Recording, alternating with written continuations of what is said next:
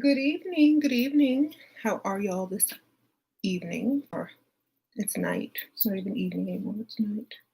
How are you guys tonight? So this topic won the poll in the community section when I asked you guys what video topic I should talk about next. How to connect with the magic all around us. So we're going to start there. So y'all can hit the like button as y'all come in. Thank you so much. I wrote down a few ways that I connect with the energies and the magic around me. So if you want to get out some paper and pen and write a few things down, you can. I'll wait. Yes, but we are live. Hi, everybody. So how to connect with the magic around you? Well, first of all, you also have to be a good receiver of energy and a good person that gives out the same type of energy and magic. So it's an exchange. You got to be able to exchange it. So if you are low energy, low frequency, low everything, it's going to be hard to connect. So first of all, you got to get yourself together. And I know a lot of people just want to skip and do the shortcut and get to the good stuff, but you can't do that. It's kind of like, being an astronaut or, doing something. You have to go through the motions before you're able to get to the good stuff. So you have to be a balanced person. You have to be able to receive and give the same type of thing mentally, physically, spiritually. So a lot of self-work is necessary. So number one, I put drink water, of course. We need water. Our bodies are made out of, the elements, and water is one of them. We need earth, air, fire, water. And of course, the energy, which is the nous, in order to use this magic. So if you're all dehydrated and, it might not help you out. It might not work. Number two, I always say to increase any type of energy flow, you need a stone, crystal. You can work gold or copper to get a faster connection or a stronger connection. So that's why you always saw a lot of the ancients wearing stones and amulets and gold and copper and, all of that. So have something on that is going to attract that as well. Eat foods. Number three, eat foods that vibrate high to attract similar energies to harness. If you're eating foods that are keeping your vibrations low, it's going to be harder for you to attract the higher energies that you want to use. Okay, so you can use energy, but it's not going to be the higher energy. You can use lower form energy. You can use, it's still energy. It's still magic. But if you want the faster, stronger, swifter magic, you're going to have to also be that within, as above, so below, as without, so within. So eat foods that create an energy in your body that helps you vibrate to a higher frequency when you're trying to, use the magic around you. That's why in all these rituals and spells and stuff like that, people tell you to fast, because they know a lot of people eat garbage. And the fastest way to get the garbage out of your system and to raise your frequency is to not eat anything. But if you eat well, you should be good. Okay. So you should eat well if you don't want to starve, or if you don't want to fast, you should just always eat well. Period. Number four, breathe. Breathing in itself is using the magic around you. You just don't realize it. Because think about it, with every breath, magic happens within your body. It's science, but it's just the truth. So when you breathe in, you can use that same energy and that same breath to create. It's almost as if you're taking in the magic, and when you breathe out, you're giving the intention that you want or the will that you want. So when you breathe in, you take in the energy or the magic. When you breathe out, you put out what you want. You can do that with your manifestation. You can do that with, something that you're trying to create or accomplish. But with every breath that goes in your body is going to affect every cell within you. So you need to use that power and that magic and that energy to fuel you to your next level. So breath work is a good way to do that because you can feel the energy when you're doing breath work. There's so many videos on breath work. There's different workshops and such on Forbidden Knowledge TV if you're into breath work. But just that alone, you will feel your whole body start to vibrate on a higher frequency. Okay. Number 5, speak words of power. Don't speak weakness. That's a huge problem, and why a lot of people's magic don't work. A lot of people's manifestations can't come to, to pass, and why a lot of people keep going backwards in life because their words that they speak. Those words are very powerful. When you speak, you create, because the magic in the air responds to the vibration of your voice and your words. Okay, so even if you're speaking negative, you are still using the magic around you, but it's now against you because you're against yourself.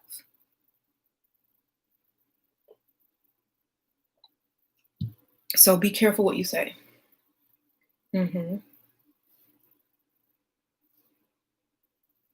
you, Theodian. Hey, sprinkle, sprinkle. Yes, Theodian makes the beautiful stone jewelry that you sometimes see me wearing on Instagram. Air Theodian with an H. Y'all go check him out. Sprinkle, sprinkle. How can you make petitions more powerful? By wording them correctly. And another thing about a petition, never ask for anything. Never ask. Because who are you asking? And I always say this in my older videos, never ask for anything. Always will or command, because that is how you use the magic around you. If you are doing magic, then you need to harness magic and wield magic. You don't need to beg other people to use their miracles and magic on your behalf. So that's another thing. Take power into your own hands, right? You never ask, you only will or command. If you're asking, there's a choice there. You could go either way. So, never ask. Always command, because that's what you're doing. Every time you speak, you command, whether you realize it or not. And if you're not speaking with command and you're asking a question, and that question goes out, that question is going to keep creating another question, and it's going to bring more questions, and you're going to have are questions, and whether you're going to start questioning whether whatever you wanted is coming. So always make sure you're commanding. Use positive words like I am, I will, it is, always, yes, I know, all those type of words need to replace can I hope, I wish, I want. Don't ever say I want. That's a no-no. I want is not good because it means you don't have and you're working from lack. You can use gratitude like thank you, like I am thankful for, I'm all that. Those are more positive ways to use the magic around you to get what you want. But never come from a lower place, because if you're trying to get higher frequency, if you're trying to use the higher magic around you, the higher energies around you, you can't come from a low frequency. Okay, so get all of that stuff out of your system and get to a higher mind, to a higher way of thinking, to a higher way of speaking. Okay, number 6, feel the presence of the energy. Ooh, that's a good one. Feel the presence of the energy. If you stay still long enough, some people will meditate to do this, but if you stay still long enough, you can feel your own body start vibrating. even if you do the breath work. But the law of vibration will tell you right then and there everything is in motion. So you can start to feel it if you just stay still long enough. When you stay still long enough, especially when you're listening or studying something that gives you a higher frequency or a vibration, you can feel it even more. So, can you feel it? So start to feel it. And once you start to feel it, direct it. Direct that energy where you want it to go. It could be if you're trying to heal yourself from some type of pain, it could be directed to that area. If you're trying to manifest something, it could be directed towards your speech when you will it in the air, or when you're doing spell work, or when you're writing down goals, or when you're manifesting, or whatever. It all needs to be pushed into that direction, whether it's coming through your pen, through your mouth, through your mental, when you're manifesting or meditating, whatever method that you're using, you need to push that energy through that direct thing that you're doing, whether it's, like I said, writing. Focus it in that one area. Now let's see. I think I have. Okay, I was also going to talk about some people are natural magic absorbers. Some people absorb energy and magic all around them naturally because they are high frequencies naturally. Kids are always high frequency. Positive people are high frequency. A lot of times, like RH negative people can do that. If you wear a watch, or you always have your phone and you drain the battery fast, or the battery stops working on you, you're draining the energy. Your energy is working in a way where it's, killing that battery. So it's obviously sucking it dry. So make sure, if you are one of those type of people that suck energy and magic from everywhere, a lot of times people feel like they have so much anxiety and things like that, but that's because they don't know how to focus or harness and store that magic or that energy in the proper place. And if you're one of those people, breath work is for you. Breath work is for you. Or another way to get out that energy is to create or write or push it in a crystal or a stone or whatever. Or you can exercise, do yoga, run, whatever you got to do. But if you are a natural absorber of energy, you must find a way to harness it and use it to your advantage. Otherwise, it's going to be a waste. Thank you, Hey Ruth, Sprinkle Sprinkle. Appreciate that. Peace to you too. So also music, like some people don't understand certain lyrics in certain songs. And so if that music does not make you vibrate high, don't listen to it. To someone else, that music could be something that helps them vibrate high, but it's not always going to be the same music, because depending on the amount of knowledge that you have, some music vibrates higher, some music vibrates lower. Just like y'all know how to decode now, some of you guys. And a rap song may raise your frequency versus someone who doesn't know how to decode. It may lower their frequency. So it's all in what you know and also how you direct that energy.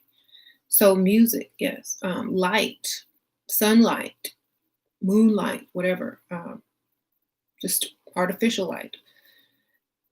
This is where you create, this is where your energy is manifested when created in darkness or in your mind or within.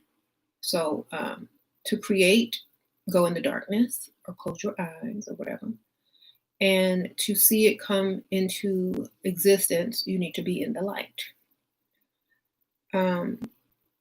will things into existence. Will it, will it, will it. And allow each day for increase in that magic or in that energy to occur in the light. So for example, I'll give you an example. If you want something, like if you're trying to, let's say, start a business or lose weight or whatever, every day you need to mentally visualize yourself doing something and actually physically do something in the light. So visualize in the darkness, physically do something in the light towards whatever you're trying to manifest. This is how you will it. And also know in your, mind, body, and soul that it is meant to be. It is already. And that's how you can use the magic around you, because every day you vibrate on that frequency. Every day the magic around you, the energy around you is receiving that vibration. And that vibration is information. And eventually that information is going to turn into an answer. And that answer is going to then be given back to you. Thank you, Kyrie Sprinkle Sprinkle. So the question always, it's not even a question, it's a command, just like when you're on the computer and it's running a little slow and you click on a button and you click on a button and you click on a button. Eventually you're going to have like 10 screens pop up because you didn't click too many times. But you already know eventually something is going to pop up. So you might not get the response right then and there, but you know that it is coming. So you have to understand and feel that it's coming. It's just like, I always use this information, or I always use this analogy when ordering stuff, like you're going to order stuff on Amazon, right? You see what you want with your eyeballs on the screen. Ooh, I see it. If I click on it, you see it with your mind, right? You got, first of all, you got to figure out what you want. So that's the thought. I want a pair of shoes. Okay. That frequency goes out. And then it comes back, oh, go to Amazon or go to whatever store you like online. Okay, so the idea comes, okay, now what do I search for? What kind of shoes do I want? Oh, I want these type of shoes. So then you put that in the search bar. All these options come up. Like, this is the energy that's around you. All these energy and options come up. Now you have to decide which one you want to move towards. Do you want to move towards the heels or the boots? Okay. And so you say, okay, I think I want the boots.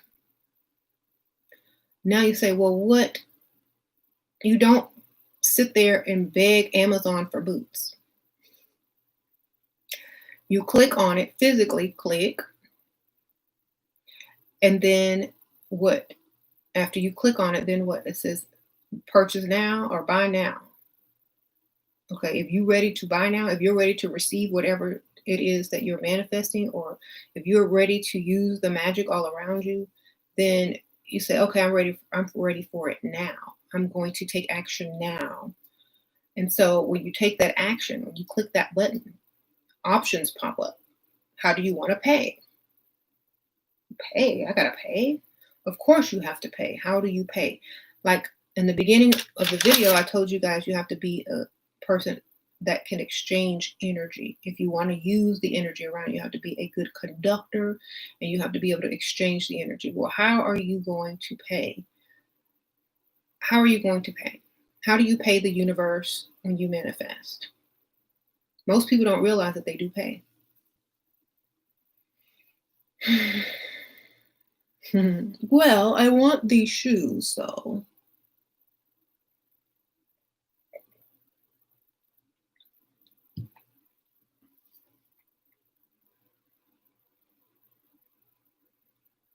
I'm going to pay you with frequency. I'm going to pay you by thinking about how good I look in them. I'm going to pay you to, I'm going to pay the universe by expanding the universe, by just imagining and thinking about all the creative ways I can wear these boots. So thoughts and frequency and imagination is how you pay. I know it sounds strange, but whatever you create in your mind, it manifests somewhere. it manifests somewhere. So you are creating the universe, you are expanding the universe, you are, paying with your thinking, with your energy that comes from your brain, through the neurons firing. You're contributing energy into the universe just by imagining all, the things that you can do with these boots. Oh, I'm going to go hiking. Oh, I'm going to go, I ain't going to go hiking. No, I'm not going hiking. I'm going to go walk around and look like I'm fashionable. I'm going to do this. I'm going to do that, and it's going to take you to all these different places in your mind. And then that's how you're going to pay. And once you click, you've already paid and they're on the way. Okay. You don't sit there and doubt that they're coming because they send you, tracking number, da, da, da. But even if they didn't, you would still have a good, strong feeling that they were going to be on the way. So you wouldn't doubt, you'd be like, okay, I'm supposed to be getting something in a package very soon. And so you don't sabotage them with negative thoughts, or you don't cancel the order because you don't think it's coming. So when it's on its way, and it's on its way, you prepare for it. So another way to harness that energy and that magic around you is to prepare to use it. Prepare to use it, So I prepare to use stuff all the time. I prepare to use, now let's not talk about like Amazon anymore, but I prepare to use my, magic around me to create what I want to see. Words are very powerful and words are magic. How your tone of your voice, the excitement in your voice, how you present something is also very magical, And so a lot of people don't understand that. How you present something in the light is very magical. A lot of spiritual people don't understand this aspect of it. How you present something in the light is very magical. I'm going to repeat that. Like toroidal flow, when you give value and energy to universe, it comes to you as an exchange of energy, like a transaction. That's exactly right. Thank you, mermaid team. Sprinkle, sprinkle. Well, you broke it down scientifically. Yes, so that's why you always see people in the light, showing things, proclaiming things. You'll see a lot of people show what they have or what they want to have as a result, because then what you're doing is using other people's energy and magic to also bring forth yours. A lot of people do this and a lot of people don't, but if you are trying to take advantage of that, so a lot of people will go test drive a car, or I did it with the house that I live in. We went to go look at houses like a couple years ago, and I put it on YouTube, and I said, "Oh, y'all like my new house?" People thought I really moved in there. And so the energy was already going out that was my house. And from all over wherever people were watching from. And so I'm harnessing that energy as well as the energy and the magic that I'm, doing on my own. So a lot of people, will show you things as well in the light, because that's how they manifest it, and that's how they use the energy around them. And that's how they use some of your energy as well. That's how they win presidential elections. They show, especially if the person's already in the White House or on a podium in front of an American flag or whatever, and they always say, when such and such becomes president, he will do A, B, C, and D. They don't say if. They don't say if this person wins the election, then A, B, C, and D. They say, as president, I will do A, B, C, and D. So they're using the same energy and their same words of power, and they're not putting doubt on their own, goals. So, even though I'm not political, I don't vote. Even though I'm not political, I can see what, that they're using that same magic. Yeah, I don't vote. I can't vote. I can't vote because I don't believe in voting. No. If they use a different word, because this is another thing with the word vote. If they used a different word, I could. But since they're calling it voting, I can't. Voting means to vow. If they called it choosing, if they called it selecting, not electing, but selecting the next CEO of the United States of America, let me see their resume. But since they're using the magic around them to harness people's energy in a way that they are unaware of, because vote means to vow to a deity or to be devoted to. You know how when you get married, you say vows and you vow to each other. I'm not going to vow with some strange person I don't know. You know, I don't see them as a deity, and I don't feel devoted to them at all. So I won't vote because they're using the wrong word. If they use the correct words, then we could talk. But I don't play with things that I understand and know that they are doing.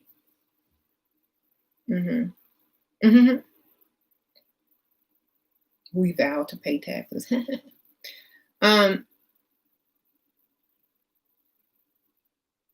So basically, yeah, words are very important, and most people walk around not knowing the meanings or several meanings of the words that they use. And that's another issue with not being able to use the magic around you, because words can create,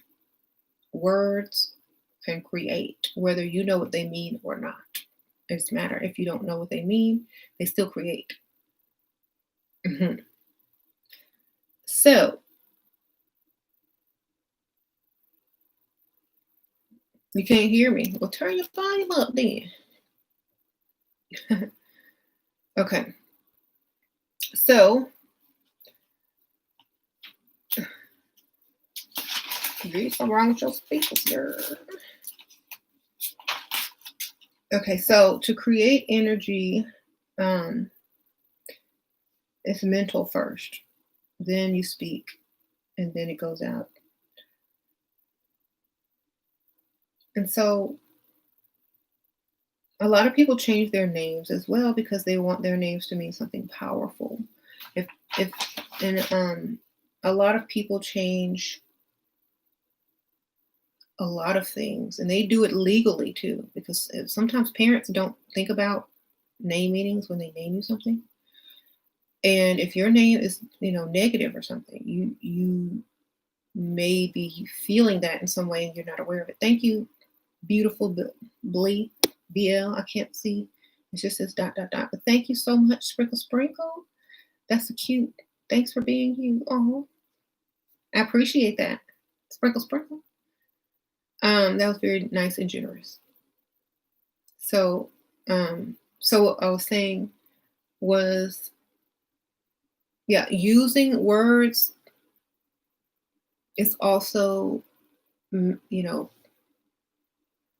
a way to gather energy and gather magic. So if you're around a bunch of negative people that are using lots of negative words, what is around you? What kind of energy and magic are you harnessing? Low level frequencies, right?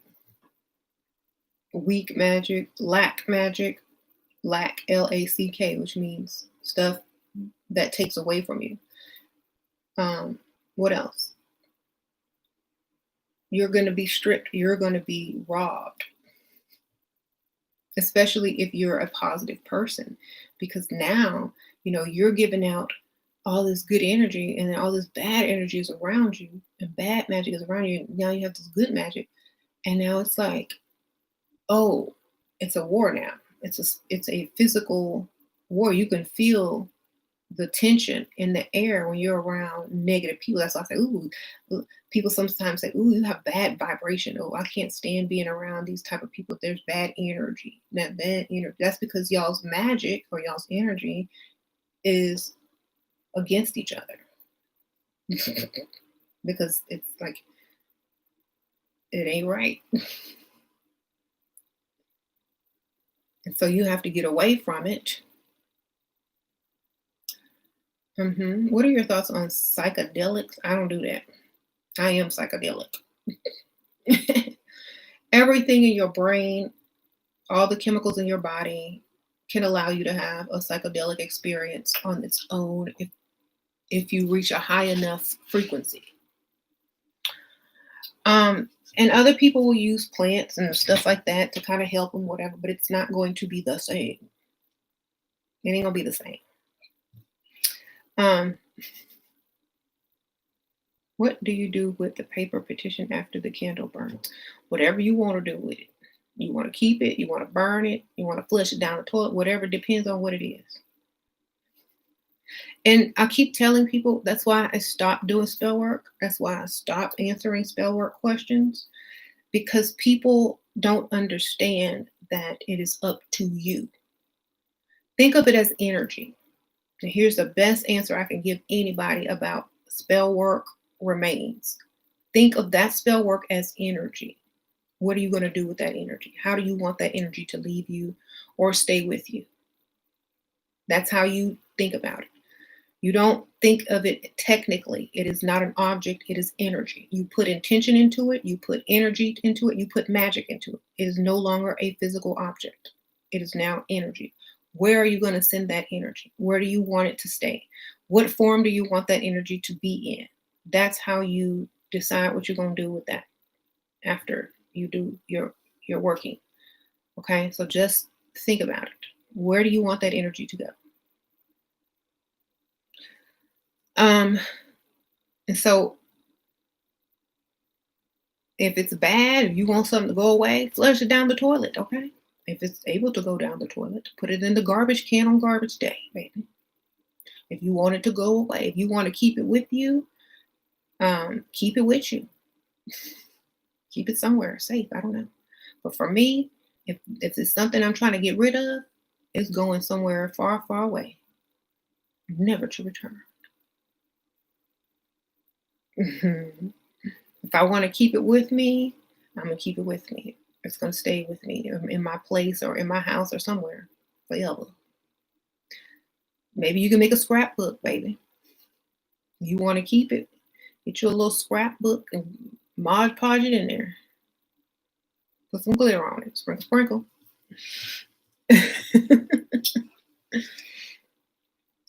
So anyway, I have watched Doctor Strange. That's the only way I got into Marvel, period, when I watched Doctor Strange. Because it was more spiritual. Can you explain the effects on RH negative vibrating too high and how to claim it? You mean too high? You just have to focus your energy. You got to focus it in a creative way. Like, this is how a lot of people get messed up, because they don't have something, or I would say an outlet. They don't have an outlet. So they either get too anxious, they start doing drugs, they start thinking too much. They don't know what to do with this energy. Create with it. Draw with it. Write with it. I don't care if you can't write. Start writing anyway. You'll get better. Draw. I don't care. You can draw. Good. Keep drawing. Do yoga. I don't care if you're going to fall over 10 times. Maybe you want the 11th time. But you have to put the energy into something that you are passionate about, or else it's going to manifest in any way that it can. So find something. That's what my phase 2 of my elixirs are about. This helps you get that energy and harness some of that magic around you, so that you have so that you can find your creative outlet. So find a creative outlet. I don't care what it is. It could be flower arranging, for all I care.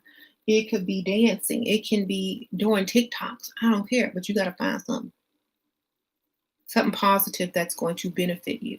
Because if you have a constant flow of energy and a constant flow of magic going through you, whatever you do with that is going to thrive because it's going to keep coming because you are a conduit. Okay. So if you put it towards drugs and lower frequency things and drinking, smoking, and doing all the bad things in life, that's what it's going to manifest. That's what you're going to put that energy into. That's what's going to multiply for you. You need to put it into something you want to multiply. Do I ever deal with others questioning my mental health? Um, if you can't break down things scientifically, people will question your mental health. So get the science on it. Put the energy into science. If you have an issue with people questioning your mental health, break it down scientifically, baby. That's your only defense in this world who don't understand what people are talking about these days. Because you can break down magic into energy, into science, into the law of vibration. You can break it all down. So maybe that's what people need to study when they have an excess amount of energy. They need to study science or psychology, yes, or all of it. Might as well study it all since you're gonna have to explain it one day anyway. I said do TikToks, I sure did.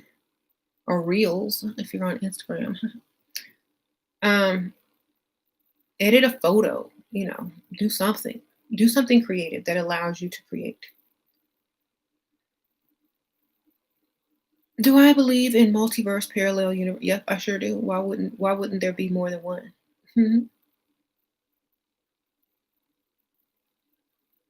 But what do you do with all the money? Keep it? Count it? I don't know, whatever you want to do with it.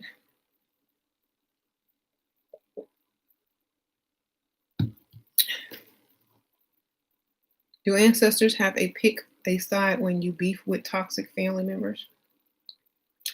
No, because that's not how they work.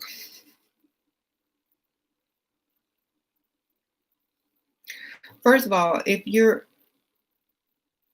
have messy ancestors, I don't know. They might be already against you anyway. But here's my thing.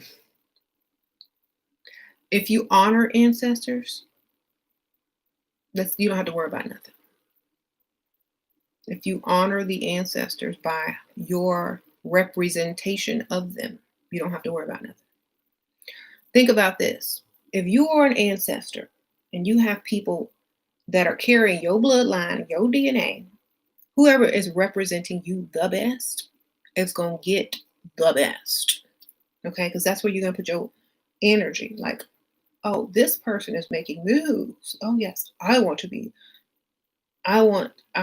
to know that my legacy and all the suffering and pain that I went through has not been in vain. So my focus is on this person right here that's doing all this.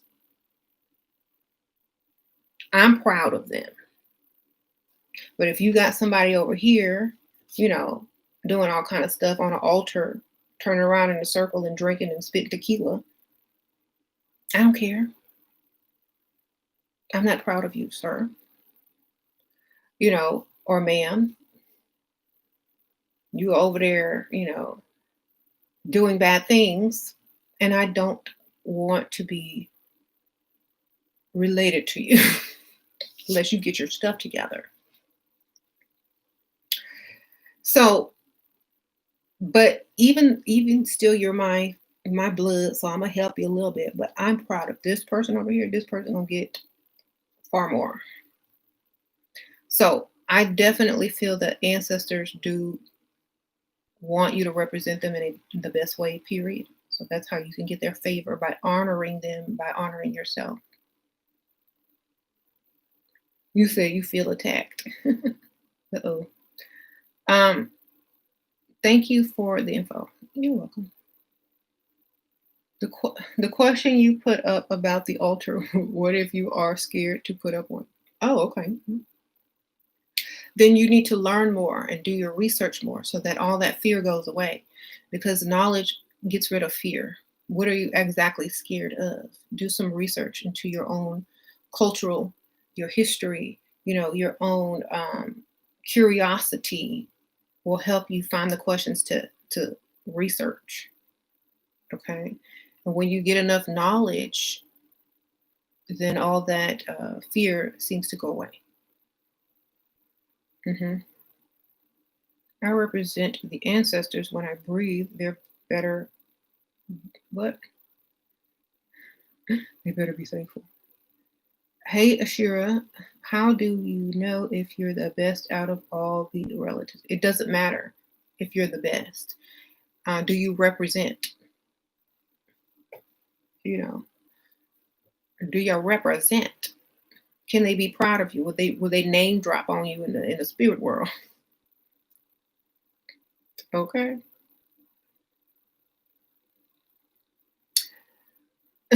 Just like people name drop their ancestors, oh, I'm related to such and such family. Blah, blah, blah.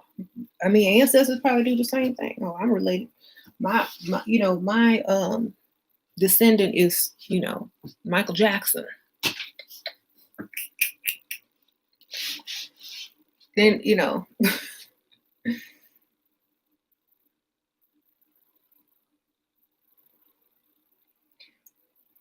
they're not going to, they're not going to say, oh, well, my descendant is the crackhead on the corner. You know, they're going to be like, well, my other descendant on the other side of the family, third cousin removed.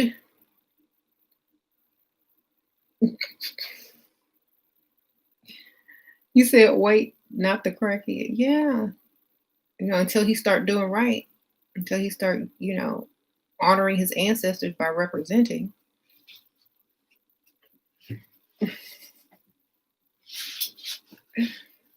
That's how you honor your represent. That's how you honor your ancestors, by representing. Okay. You was adopted. Well, whoever your ancestors are, they're gonna pop up on you if you start representing right. They might come to you in a dream. They might come to you in signs or symbols. You might just be led. So why don't you go get a DNA test? They can find out more. I know a lot of people are against it, but if you don't have any family, go get a DNA test. They're gonna tell you who your third, second, first cousin is. They're gonna tell you what family we came from. Especially with your blood. Try it. I've been sitting. Okay, you've been seeing the numbers. Okay, we'll look up the numbers. Well, would it be wise to put my deceased father on my altar, even though we didn't have a great relationship? It was terrible. Well, I mean, it don't really matter what type of relationship you had. I feel that if you start doing right and representing, then even though that person not here anymore, it's still either gonna make them proud, or if they don't agree with it 100% or nothing, then it really doesn't matter because they're not paying attention to you anyway. Um, you know what I'm saying? But you could still honor them in in their life. So whichever one you choose to do. Can you explain how to believe in ancestors doing stuff for you but not believe in karma? Please explain. Because if ancestors are energy, if all is energy, if we're still conscious energy, then, like I said, if you're representing, you'll get more favor. Okay, it has nothing to do with karma. Karma can be transmuted. So if you're representing, you will get more favor. Period. You can think your way out of karma. That's easy. That's why you have so many people walking around still alive and doing great things, even though you feel like their karma should have come around by now. You can think your way out of karma, period. Because if you don't think you're doing wrong, then karma does not happen. If you don't think you're doing something wrong, then how will you attract the karma? You won't, because in different cultures, let's just say in one culture, women have to cover their head, they can't drive, and they're submissive to men, right? If they step out of bounds in that area and feel as if they did wrong and it's going to come back to them, it will, because they put that thought out there. But if you come over here to the same, a woman who does not live in that culture and are not under those laws or rules, then nothing happens if she does the exact same thing. So karma is not a universal construct. It is an individual construct that you create with your own thinking. That's how you use the magic around you in a bad way, by putting it out there. So karma is you creating it for yourself in order to keep yourself in line, because somebody else told you it was real. And so now you use it because you think it's real. So either way, you can control it.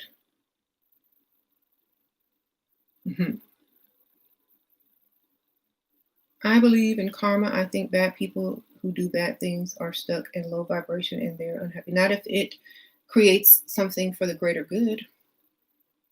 Not if they reason it away with something of a greater good. People can transmute karma all day, every day. That's why I say the amount of knowledge that you have also creates your frequency. That's why in alchemy, it is very important to seek knowledge always, because the more you know, the higher you vibrate. You may think someone is doing something bad because you don't see the bigger picture. But if someone sees the giant picture and they know A, B, C, and D has to happen first, are they doing bad if they know the end game? So it's also based on perspective and the amount of knowledge that one has as to how they vibrate. And if they're on that level, they're not going to even believe in karma. Okay. How come so many smart people are depressed? Because they're not focusing on applying the knowledge that they gather. They're just gathering knowledge and not applying it, not using it the right way. What about haters in the family? Why are there so many? There's haters everywhere, so just get used to it. If somebody hating on you, they gotta hate from below. Just understand. People don't hate on people that are below them. Do you hate on a crackhead on the corner? Do you hate on someone who is not on your level or above you? Do you waste time sitting there hating on somebody who can't compete with you? No, you don't. It's an honor, actually. It's an honor. What if it was their contract to hate you? I don't really care if people hate me or not, because I don't care. That's another thing. If a lot of people hate you, you shouldn't care.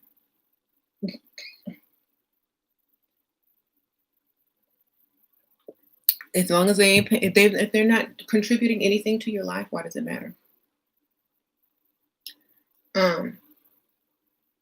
Do I believe in soul contracts? If you believe in them, then you sign one. If you don't believe in them, you're a free agent, baby. Do what you want. Everything is what you believe. If you vibrate it and think it, it is. If you don't, it ain't. And you can create for whatever reason. You can rewrite it. Take the pen and rewrite it. Okay? Take the pen and rewrite it. If you don't believe, it ain't. If you believe, it is. Period. Because that's how you use the magic around you. You believe it is, then it is. If you don't, then it ain't. So anything that's coming out of my mouth, if you don't believe it's true, then it's not. If you do believe it's true or somewhat true and you want to do more research, great. Then you start creating your, world from there. But see, how it works is if you don't think something, if you don't put limits on yourself, there is no limits. Because magic is all around you, energy is all around you.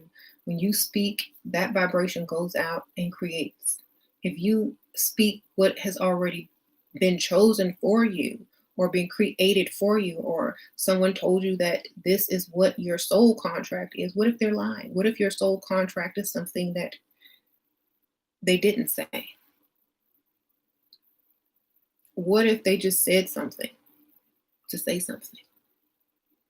What if somebody told you that your soul contract was to be at a low level for all of your life? Are you going to believe them?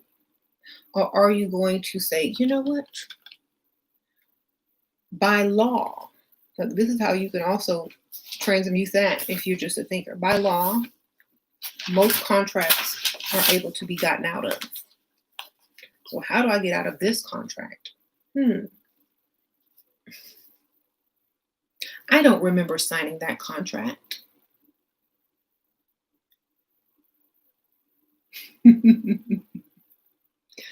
What? You don't remember? No, I must have been on drugs. I must have been drunk. I don't remember signing any contract, period.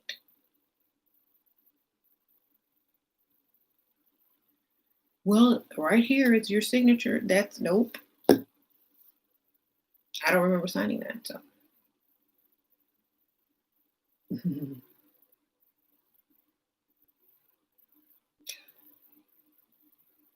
But y'all have a good day.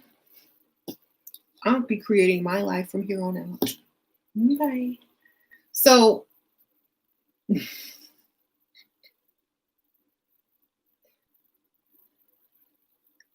there you go. You create what you want. There are tricks to bind your mind and put it in a box. But if you remember who you really are, you can create your way out of anything. It's just like a lucid dream. Once you are able to lucid dream, you can put anything in that dream that you desire. You can start creating it. Thank you, melatones. Did I say that right? What types of energy pull you when your ancestors try to give you hints? Thanks, love. Sprinkle, sprinkle. I would say in my case, I can only tell you what I've experienced. I start to feel like I need to get to know myself more. I need to research a little bit more about, whatever culture or whatever DNA or whatever storyline or whatever that I'm, being pulled towards as far as ancestry is concerned. And so the deeper I look within or the deeper I research, the answers become clear. Like, who are you? Who are you? Who are you? So it will be pulled towards knowing thyself a little bit more. So people are asking ancestral questions. So the energy around you, the magic around you, we were talking about that. So if you're around a lot of envious people, if you're around a bunch of haters, it's very important to get away from them or not even acknowledge their existence or listen to them. You got to get away from negative people because that's what energy hangs around them. That's what type of magic hangs around them. Bad, negative stuff. Okay, so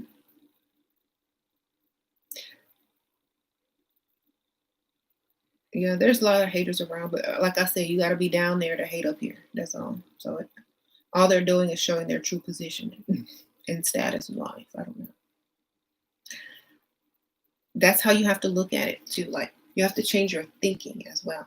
You don't look at a hater as a threat. You don't look at a hater as someone who's making your life terrible. You don't look at a hater as someone who's just, against you. You look at a hater from above. Okay? That's how you look at haters, from above. And you should not feel any sort of way about looking at someone from above. And that's how you need to look at them, and that's where they need to stay. And this is where you need to stay. So, how you doing down there, haters? The air is fresh up here. So I don't care. They down there, I'm up here. Do you care about the water in the toilet? I don't think so. You care about the water in your glass.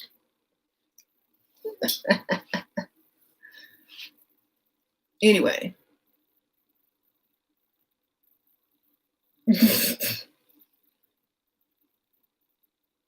You needed to hear that confirmation, Tony. Okay, well, I'm glad because I just said it.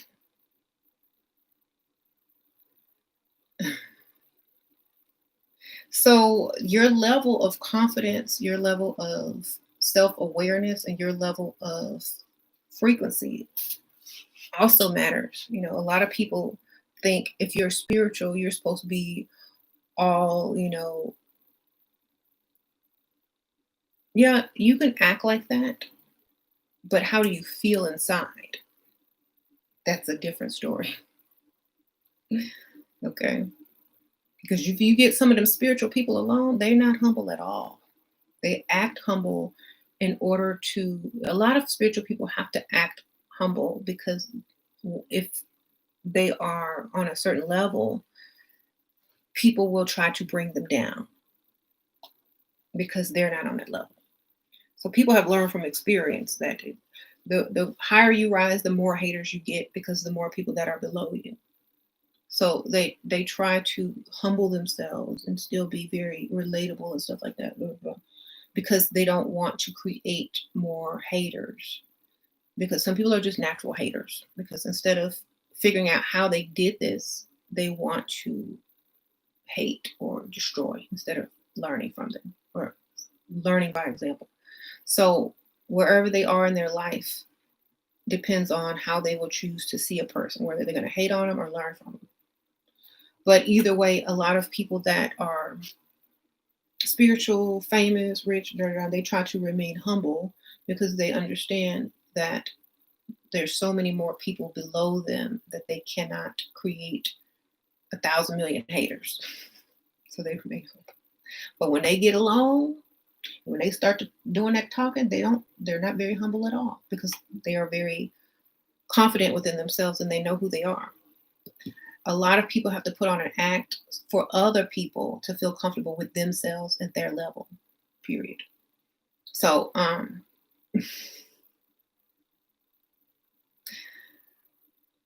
yes. Was I raised in any religion? Every religion that I've studied is pretty much all says the same thing anyway. But I was raised, my first religion, I guess, was Catholic, but I never believed in any of those things. Instead, I just learned how to decode religion, and they all point to the same thing. So nothing, all religions are the same. They all have the same goal, so it doesn't really matter. They just say it in different ways. And sometimes decoding certain things could also, like, knowledge is also magic. So when you learn a certain amount of knowledge, your knowledge becomes magical because it can change someone's whole culture or life. Or if you're doing something in a culture and it's a metaphor for something and people are getting ridiculed behind it, is it nice to go ahead and decode that they're doing something that they don't even realize is not supposed to be literal? Or do you allow them to keep their custom?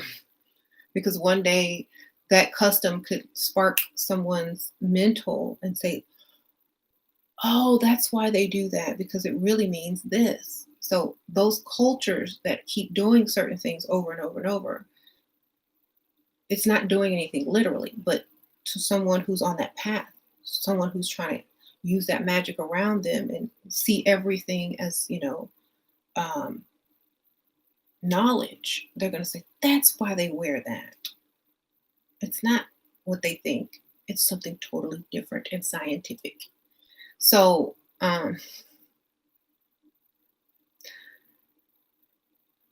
In some cultures, when they tell, thank you, Tyrone Sprinkle Sprinkle, appreciate that. When they tell you to cover your head, when they tell you to cover your body, when they tell you to cover this and cover that, they don't mean to cover it literally with cloth or garments. They mean something else, you know. So you have a lot of people walking around covered in, you know, cloths and material when it's supposed to be a different type of covering. And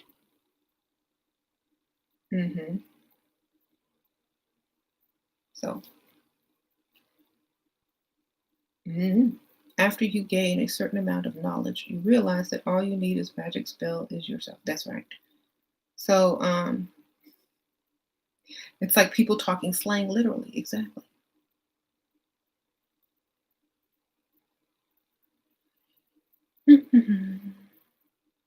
Thank you.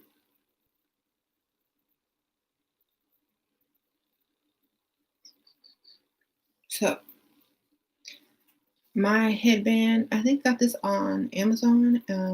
If my Amazon store suggestions, my Amazon suggestions are linked below. It should be on one of the suggestion board. But I'll try to link it at the end. Thank you. Mellowcatones. I hope I'm saying that right. Thank you for helping me to level up old page peach rose. Oh, thank you, Sprinkle Sprinkle. I appreciate that. Do you believe in the dark night of the soul? That's all metaphor to me. I mean, if you understand what the dark night means.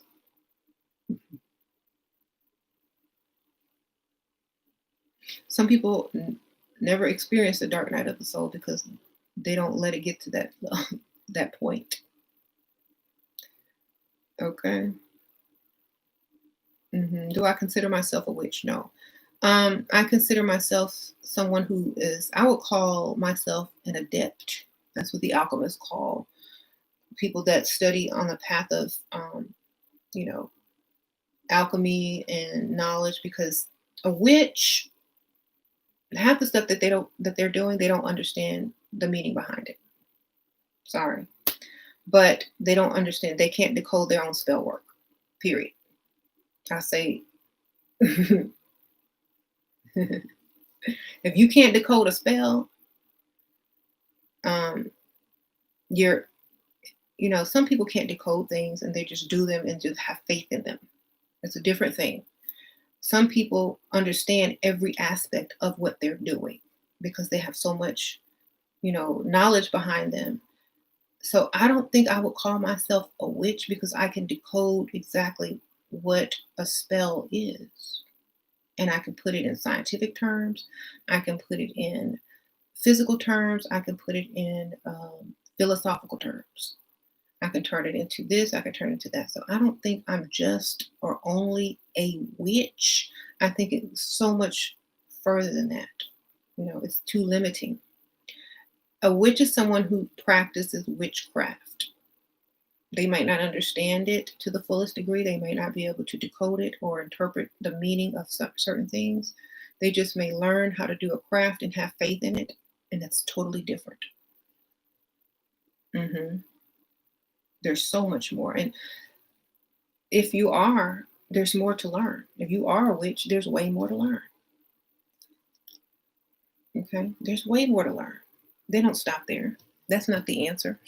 That's part of the question. Why do I do this? Why is lighting a candle bringing me what I want? Keep asking questions.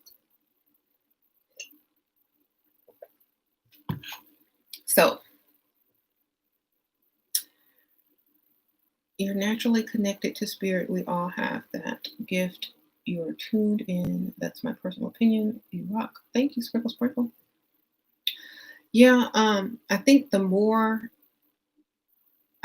higher you vibrate, the more tuned in you get. And the more knowledge you get, the more answers you get, the less fear you have, the higher you vibrate.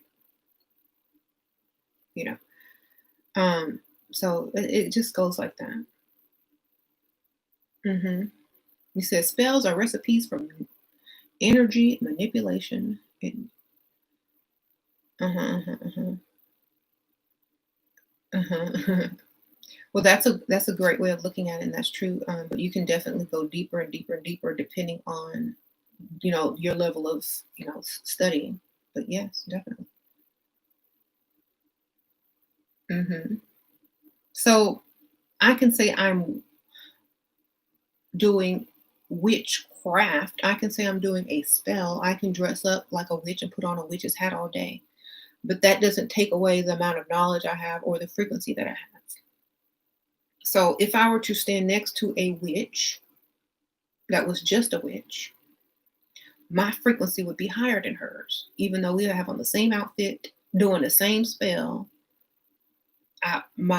the amount of knowledge that I have and what I'm thinking about and how I'm manifesting or putting attention into my spell and know exactly how it's working cosmically will allow me to vibrate higher because I know more. You see, so it's not about the label; it's about the frequency. Now, this person is always able to get to this level too. So it doesn't really matter. It's not like one is better than the other. One just looks deeper and studies more and learns more and keeps going. They don't just stop at learning how to do spells, make it potions, and you know stuff like. They don't stop there. They keep going. They can do. They can go back. They can do all this and more. They keep going. So I feel that I don't look down on anybody. I just think it's a stepping stone to another level. And some people are very happy at that level because it's fulfilling to them. But some people, like I said, have a higher frequency and they want to know more. And so they're going to keep searching. Do you ever wish that people had superpowers like they do? They just the earth and the people have to be on the same frequency as well in order for that to manifest. And that's what's happening right now. Um, what aspects in your natal chart show where you are in your natural life? I don't really look at my natal chart like that. But if I were that into astrology, I would probably tell you this, and that. But once again, your natal chart also limits you. Like it very much limits you. So I don't really do that type of looking into something. I create because my natal chart can change based on what I think right now because there is no past or future, there's only the present. Look at Mandela effect. That's what Mandela effect should have taught you. Thank you, Monique Sprinkle Sprinkle. So I can change it if I want to. Right.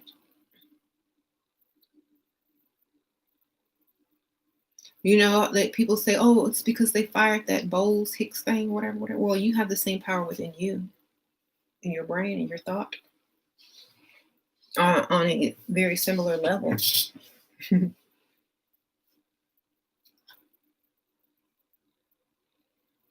um, you was vegan for 3 weeks and you recently started eating dairy again. How is that?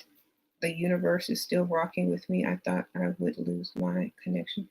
Um, I don't eat dairy because it lowers your immune system.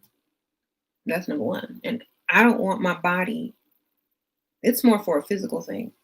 I don't want the universe will still rock with you, but you also have to think on a physical level. I don't want my body using up all its energy to detox itself of dairy when it could be using that energy to bring me what I need, what I want, and also to rebuild my body each day as the frequency of the earth increases.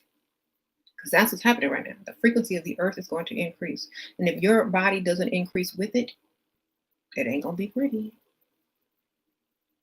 That's another way that people can use the magic around them by understanding what's happening around them. If the vibration of the earth is increasing, but yours is decreasing, you're going to have some friction. That ain't good. So if you limit it, you know, and only do it something like that sparingly, that's fine. I'm not gonna tell people what to eat, but I'm thinking in energy, in terms of energy. The things that I know and that I understand, I don't want my body using up any energy that it doesn't need to be using. It could be building instead of trying to maintain. That's just the difference. So the more you know, the the choices are affected that you're going to make. So your choice to eat dairy may not be the same as my choice because I know what's going on and why I don't want it. Not because it don't taste good, because it does. But I have a whole different list of reasons why I don't. Okay. um, like all these terms like shadow work and stuff like that, I suggest embracing all sides of yourself. Be good, be bad, do this, do that. Experience life. You know what I'm saying? Shadow work is what? Dealing with the bad parts of you. Deal with it every day. Be disciplined. You won't need to do any shadow work. You know, this is the difference between alchemy and witchcraft. 100%. Alchemy is a discipline, a way to live. Witchcraft is dealing with something that pops up because you have not been maintaining your discipline. Period. There's a difference. Most people run to witchcraft when stuff gets so bad that this is the last resort. That's not how it works. That's just like Western medicine. Don't work like that. So embrace your full self and deal with your full self on a daily basis, whether it's good or bad. That's what I do. Like that's how you use the energy and the magic around you. If you feel mean today, be mean. Don't suppress that. Be mean to somebody. I don't care who it is. You can always apologize. You can make that up, maybe.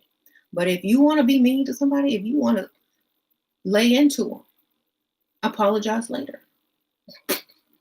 I'm so sorry. I don't know what I was thinking. Will you forgive me? Here's some tea or some coffee. But don't suppress yourself. Be yourself, You don't have to deal with it. That also comes with lessons of getting rid of your ego. If you can be mean to somebody and then apologize to them like it was, that's also helping your ego because you can admit that you were wrong, but you did not suppress yourself at all. You did not do any of that. You can be mean in a nice way. Southern Belle insults, like on Instagram. Southern insults all day long. Okay? There's ways around having to deal with something, deal with it on a daily basis when it pops up. People say can have a real superpowers. Like if you're trying to get superpowers, then you have to vibrate on a higher level, be very disciplined, and change with the earth. Okay, so if you're trying to talk about flying, that's electromagnetic frequency, that's meditating, that's using aura energy plus electromagnetic energy in the air. Therefore, you have to vibrate on a certain frequency. The earth has to be on a certain frequency, and your mental has to be on a certain frequency to even have that possible, period. So if you're not constantly evolving to a higher frequency, and also there has to be technology or the energy has to increase around us. The magic is technology. That's why you have 5G. That's why they're turning it up to 6G. That's why T-Mobile is giving everybody free internet or all these schools free internet to go to hundreds of thousands of places that it's not at right now. Why?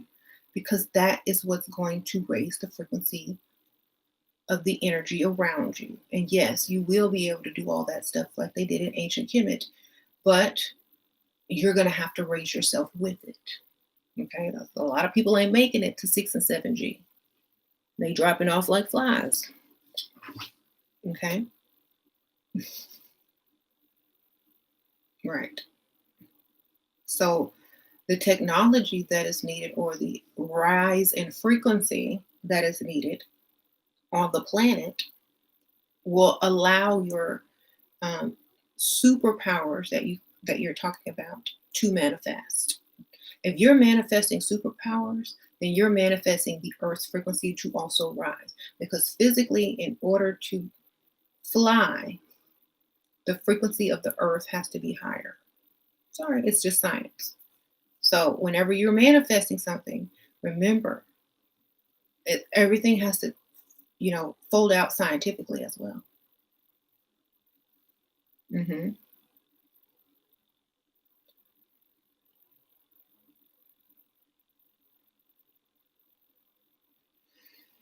Hmm. And I don't like, there's so many people that are not, well, I want to say, understanding about how frequency works. You can tell them a million thousand times and they will still ask you the same question because they don't want to hear it. So when, you know how they say, when the student is ready, the teacher will appear? When you're ready, you will know the answer, period. Hmm.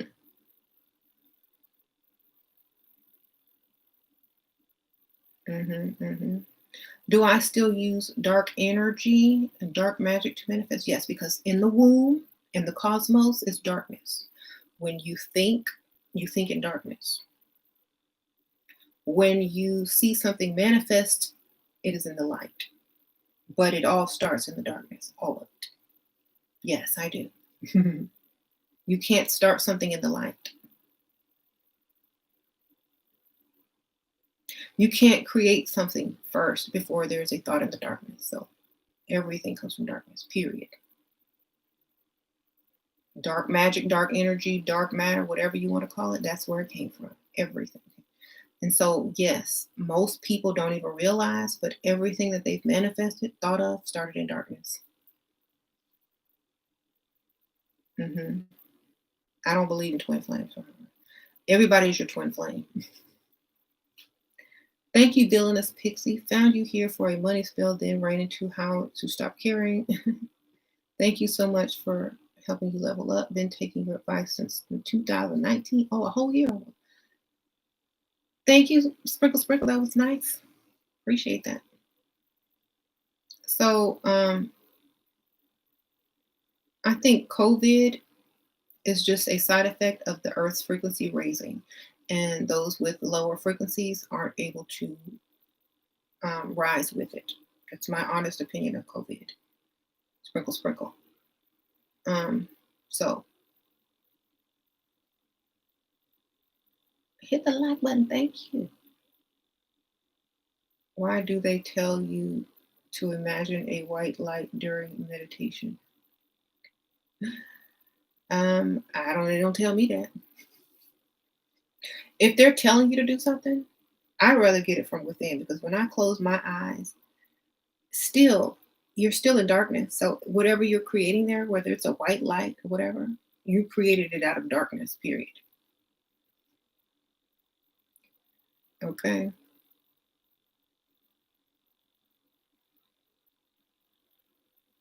Interesting.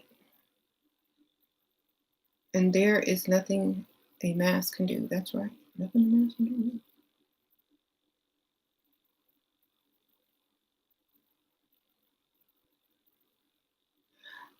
I feel that a mask represents equality and no, what do they say? The frequency is all around us. So everyone is being judged, period, on an equal scale. Bam. I think that's what the masks represent. You know, everyone is masked, justice is blind, you know. Also,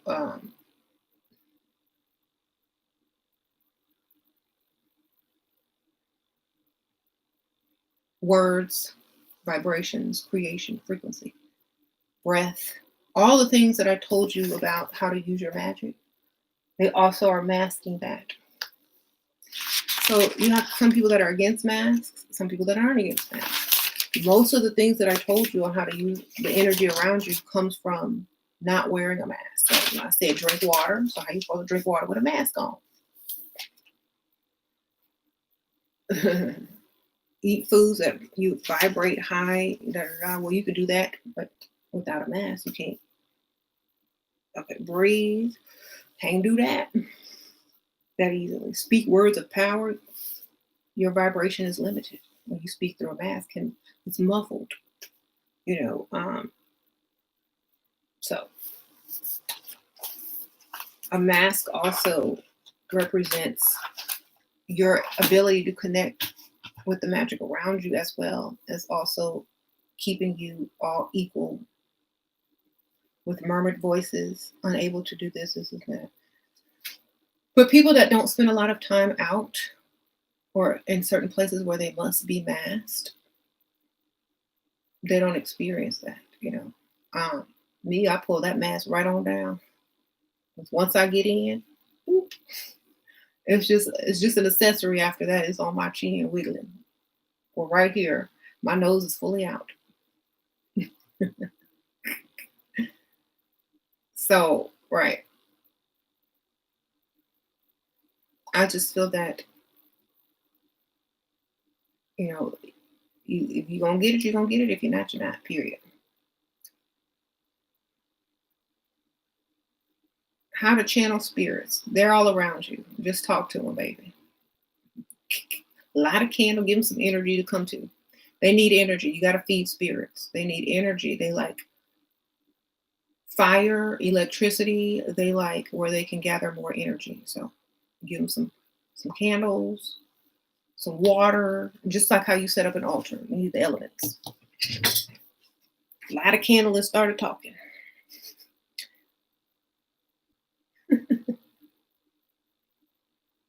Right. A lot of people think that it's so much more, but if you understand how energy works, it's that easy. Mhm.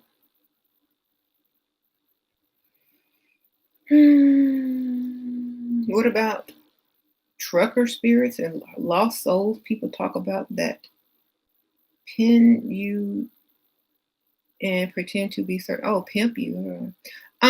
You shouldn't ask spirits for help, period. Honestly. Ancestors and spirits are different. Okay. Um, you shouldn't ask for help anyway, period.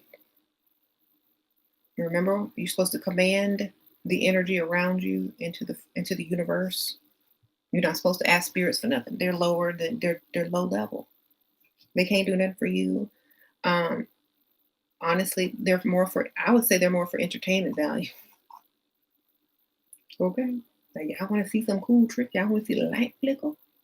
For that kind of stuff.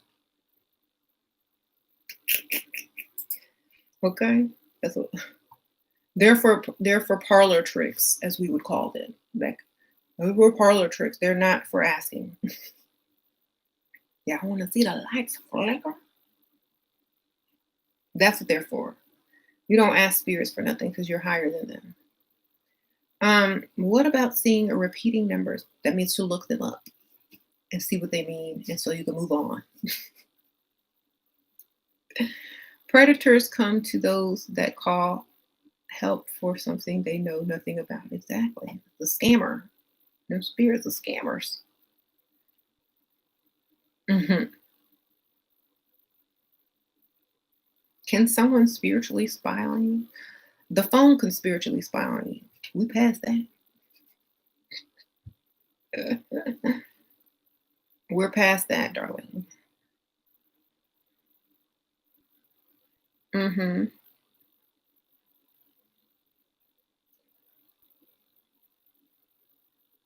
How do you think, like, a lot of technology is fueled by spirits? And I've talked about that so many times. That's how technology uses the magic around them. all that energy that's flowing through the air, all that 5G, all that Instagram, Facebook, and YouTube videos are flowing through the air right now, through your head. Bam. If you're on a higher enough frequency, you can pick up on that. You know, even if you're in a room with people and their thoughts are passing through the air, their thoughts get caught up on those frequencies and pass right through your head. You can pick up on it. You can be like, oh, I know what they're thinking about. Or I was just thinking about that, or I picked up on it because 5G or 6G, you know, the speed of it and the frequency of it put it right through my head. And I already knew what you were thinking. This is how telepathy used to be because the frequency was higher. And so you could pick up on people's thoughts that easily. So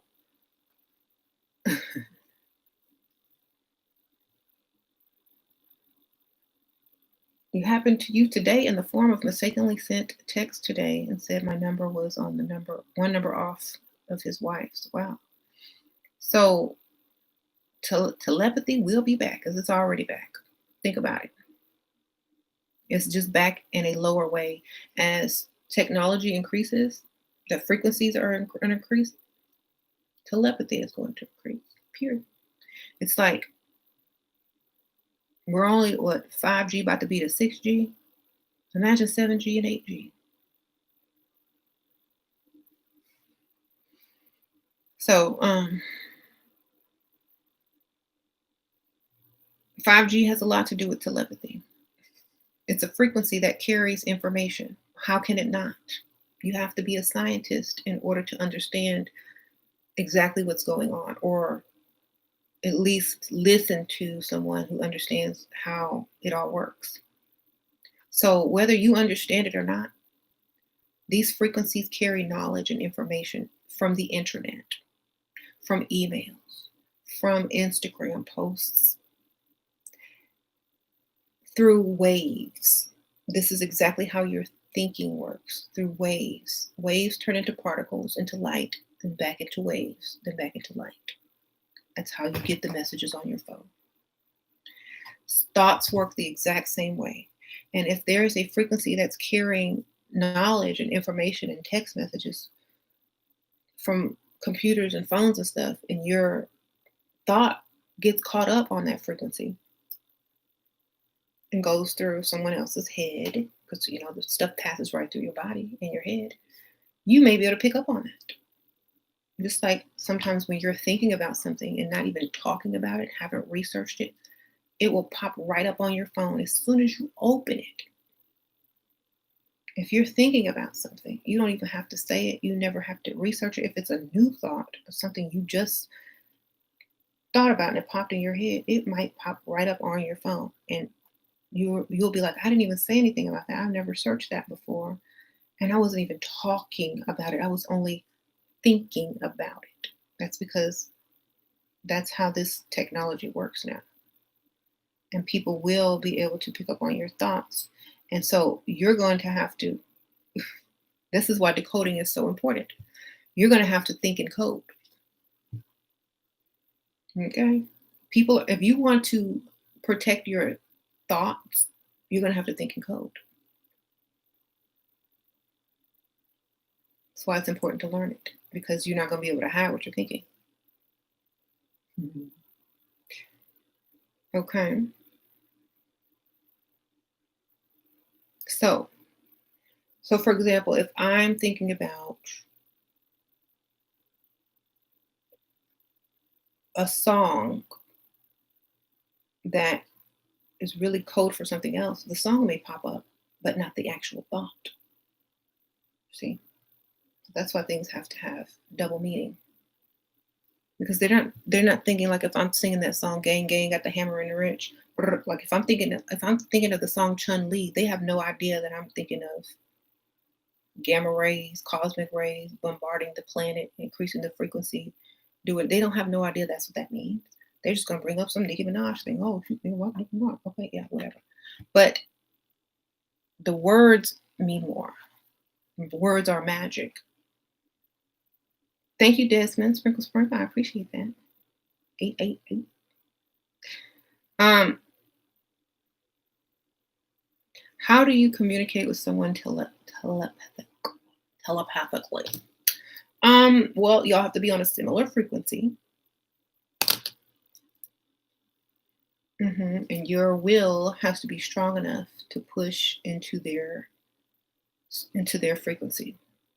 So it's very easy. You just do it. Don't doubt it. Just don't doubt that you can't. Act like you can. And you can. And you will. And you'll see it. Just do it. Just don't make it too complicated. Just know that you can do it. We have enough frequency around us for it to be more possible today than it was 5 years ago.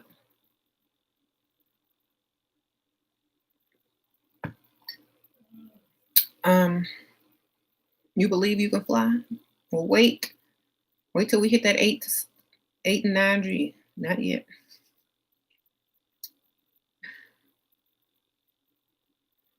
How do you get on the same frequency? By feeling the same type of way,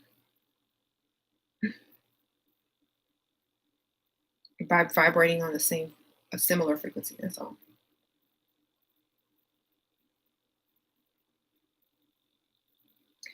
Um, how are spirits lower than this? Well, why are they here? Let me ask, do you even know what a spirit is? That's number one. Do you know what a spirit is? Number two, why are they here? It's another thing. Then you can figure out why they're lower than us. Because aren't you supposed to evolve instead of devolve? Seems like a spirit would have been, you know, still here. Why is it here? Mhm.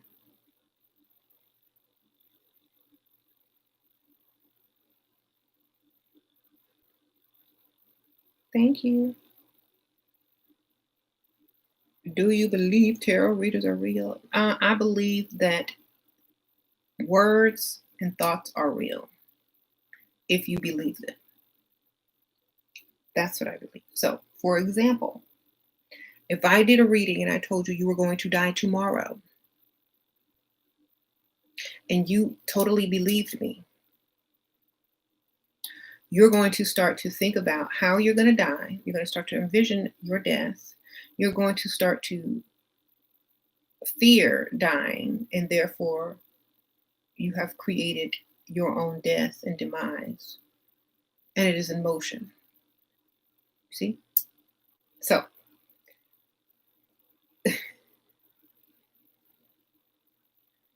but if I told you you were going to win the lottery tomorrow, you would think I was full of it.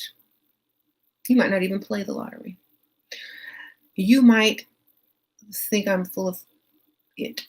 Why do we believe the negative before the positive?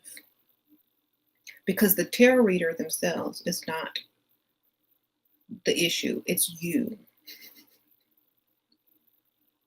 You see? It's you.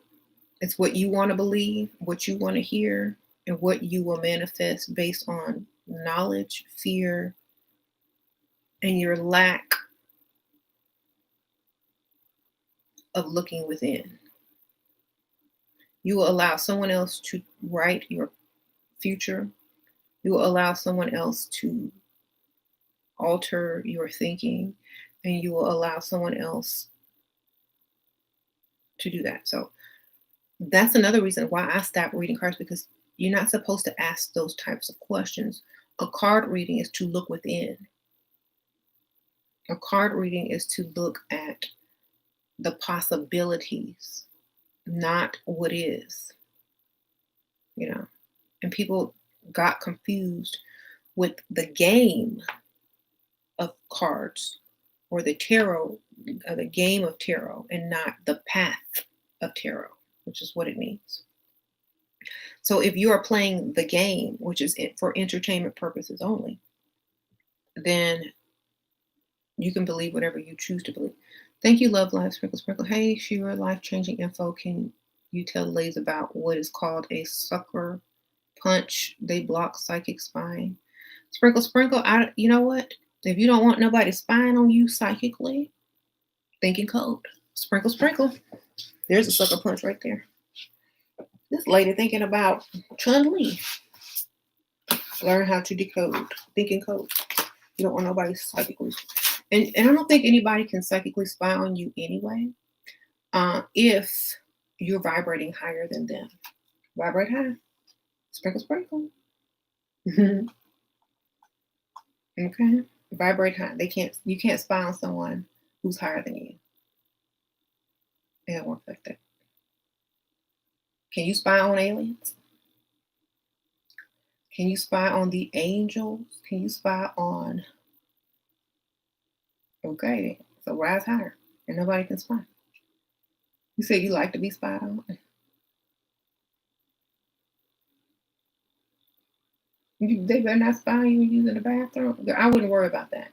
I really wouldn't worry about that because it's all imagination anyway.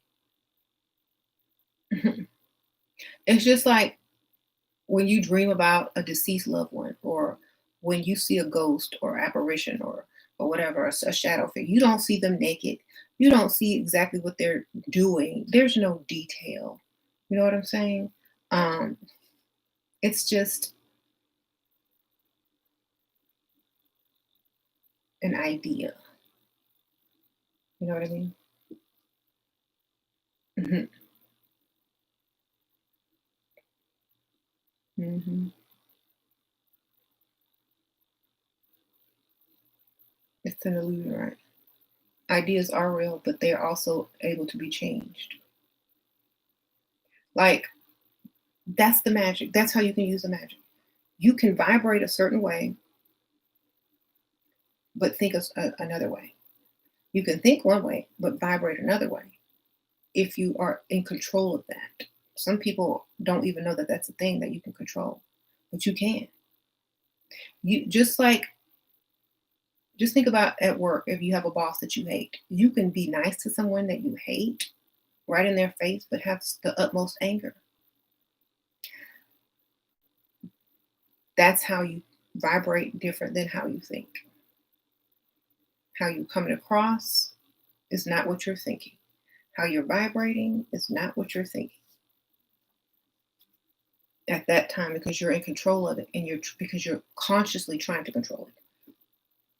Thank you, Melicaton Sprinkle Sprinkle.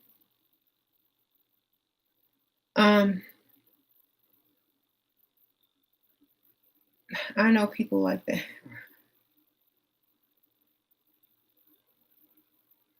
So let's just say someone tries to trigger you and make you upset, but it's not working. And you're just as calm and nice, but you're cussing them out in your head and imagining them getting their necks chopped off. And you're just, hi. Instead of you getting angry, they are now getting angry, and you are using their energy against them, you see? Because you are in control of your own energy and the energy around you, and now you're in control of their energy because they can't control you. And so this is another way to use that magic around you, by controlling your own energy. If you can't control your own energy, you can't control nothing around you, period. You can't harness it. You can't focus it. You can't do nothing with it unless you can do your own first. Why does manifesting money takes a long time? Because you're manifesting money. How many times do you touch money in a day? I'm just asking. I mean, we got to think about the words we're using. How many times do you touch money in one day? How many times have you touched money today? 0. Most people touch 0 money a day. Thank you, Golden Aura Sprinkle Sprinkle. Hey, Auntie, I'm always curious about who. That is the code. There is no code. I mean, People hitch rides and make deals for fame here and rides there. It's an exchange of energy. Nobody touches money that often. Money is all digital now, and they don't even call it money anymore. They call them accounts. They call them, you know, so we don't manifest money.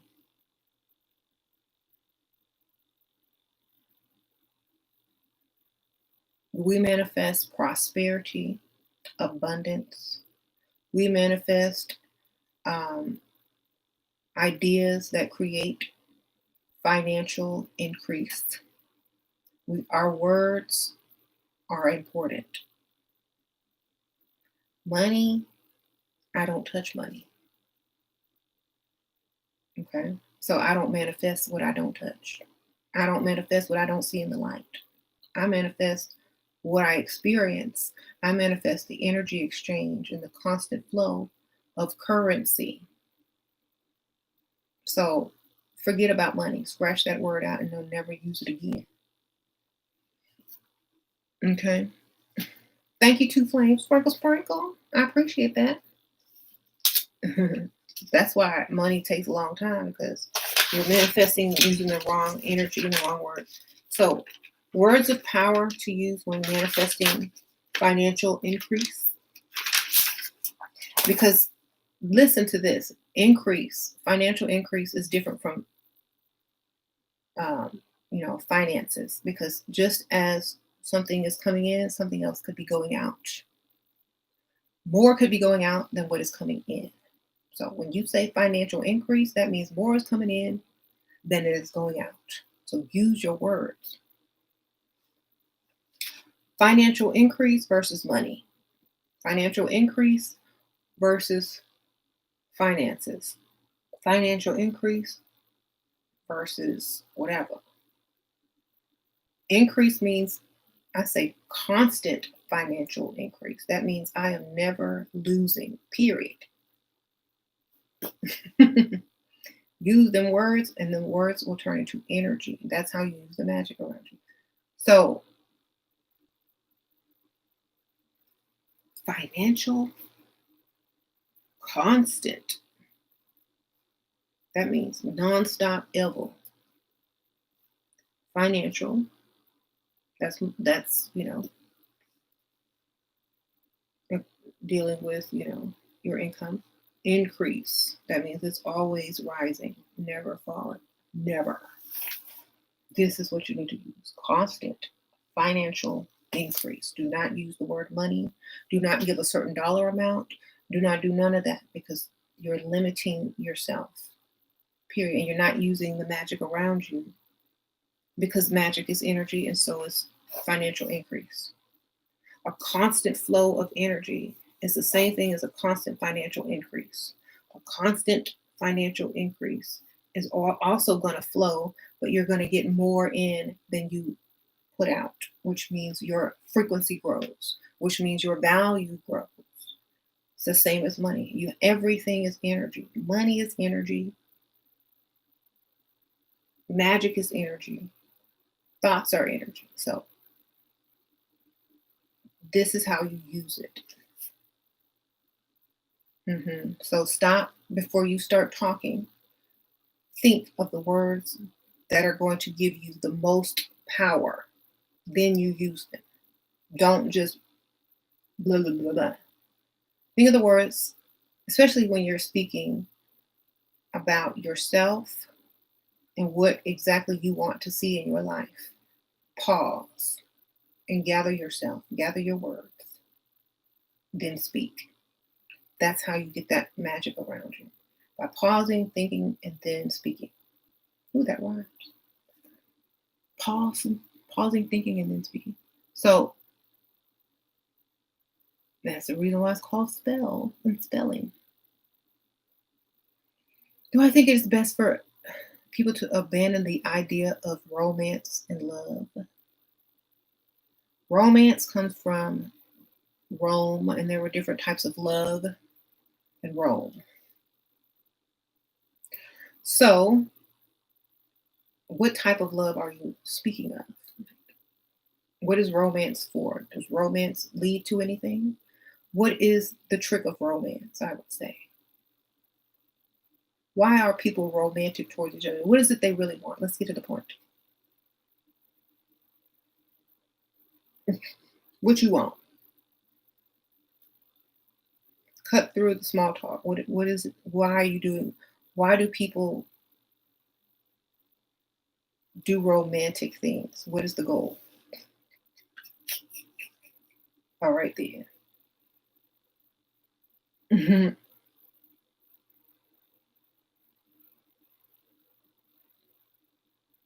So if romance is no longer valuable to some people, they can replace the romance with something else. Period. Y'all know what that is. All right. um,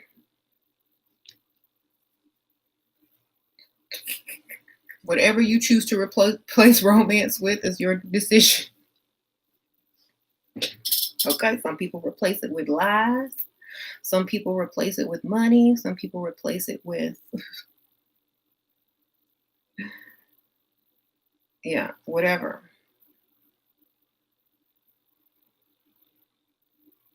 You said you need to hear that. Right.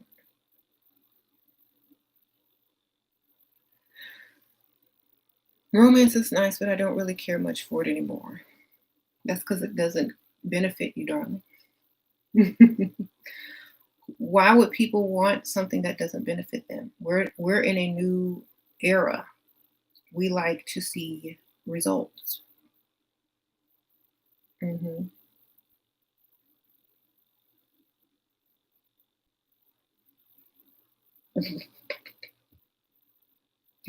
Someone said romance me with some money and gifts.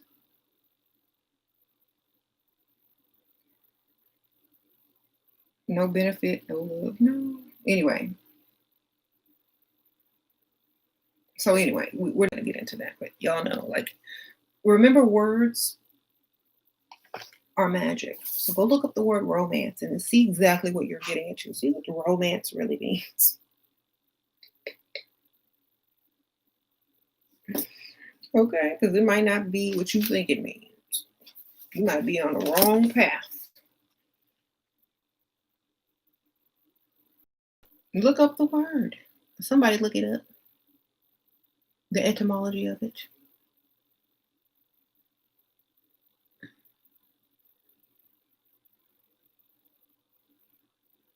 Y'all should really look up the word romance. I'm just saying. Fine. Since y'all want to look it up, I will do it for you. So I can give you the exact.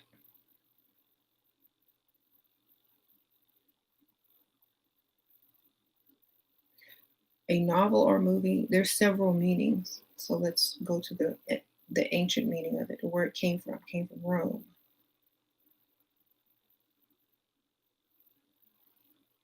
Let's go all the way back. The medieval tale, the work of fiction. Yes, let's go all the way back. All the way back. All the way back. Keep scrolling.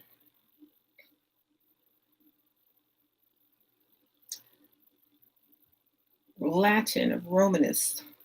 Romanus. Romance. Keep going. Keep going. So basically,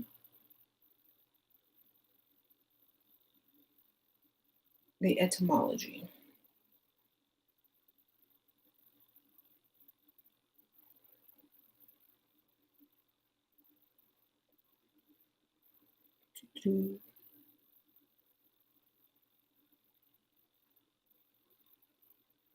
And ask for the definition.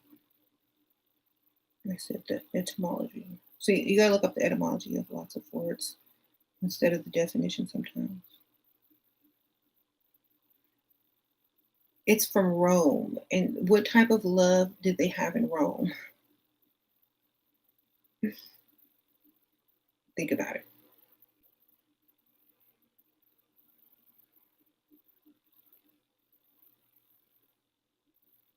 I want to give y'all the exact information. That's why I'm trying to get it word for word, because that's really important. I just don't want to say it.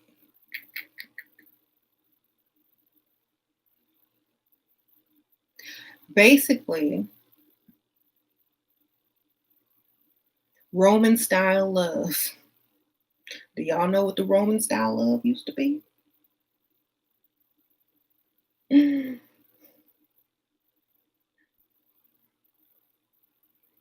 Okay. Bathhouse love, baby.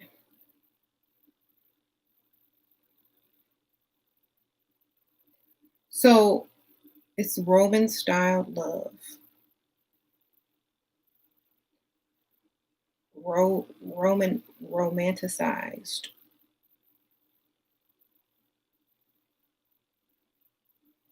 Do you have Roman style love?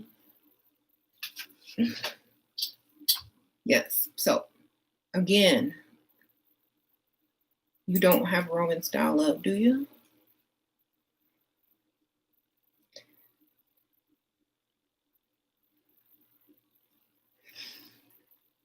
Well, some people do, but some people don't.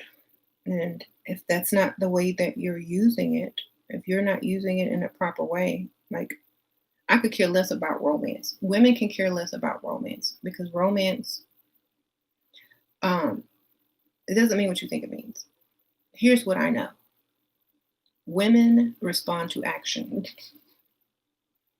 If you say you're gonna do something, do it. That's how you get a woman, period. You ain't got, you don't have to give false compliments. You don't have to get them drunk. You don't have to talk about how nice their bodies are. Just give them what they want. Okay? You don't need no bathhouse love. We know we look good. Um,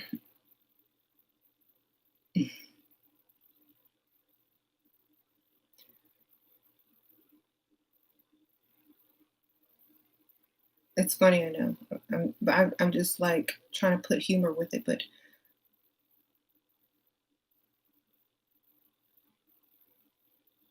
remember, money is energy. Y'all keep talking about money. We want money. Well, no, we want energy. If you really think about it, why women like energy? Why do women like energy? Let me ask y'all a question. If y'all think a lot of women are money hungry, money is energy. Why do you think women are constantly wanting energy? Just think about it for a second. Why do women constantly need energy? Need. I'm not even gonna say want. Need. Why do we need energy? Why do women need energy? It don't even matter what type of energy it is. It could be attention. It could be money. It could be, time. It could be whatever. Why do they need? Why do women need energy? To transmute it into what? Because we're the creators. We be creating. You say greedy. No. Think about this. Women create. Women create so much more. We're so much more creative as far as everything. What do we got? We got to do so much in this world. And if you're not getting what you're putting out, you deplete yourself. So, of course, we want extra. That way we can be extra and give off extra energy. So, we need to be inspired to create, right? So, yeah, women like energy, or AKA that money, because we give so much energy and we need it back in exchange. That's the story, and I'm sticking to it, and it's true. Mm. Now, think about this. If you're a flame and you were supposed to keep people warm, but no one was feeding you wood or fuel or fire just enough, and you could never grow fully to warm even more, or you could never um, warm to the capacity that you should. If they're just feeding you grass and sticks and gravel, eventually, if a strong wind comes or if it rains, your fire is going out, baby. And when that fire goes out, then what? It takes more to get it restarted. It takes way more. It's cheaper to keep her, basically. If you keep a fire going, you're good. But if you let that fire get extinguished, you're gonna spend twice as much creating a new fire. So go ahead and keep it moving. Keep that fire going.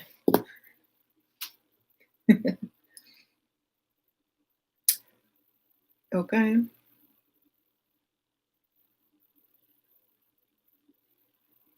Mm-hmm.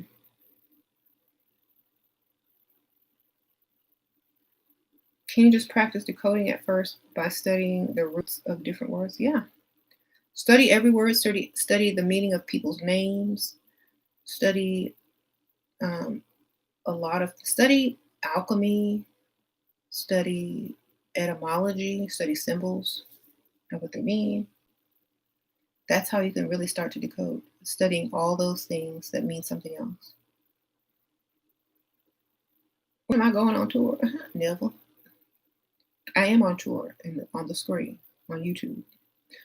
When you share my video, I'll be on tour, baby. Share my video if you want me to be on tour.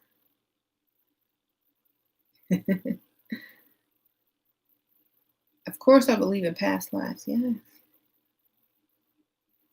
Sure. Do you think we're living in a simulation? Of course. That's the whole thing about law of vibration.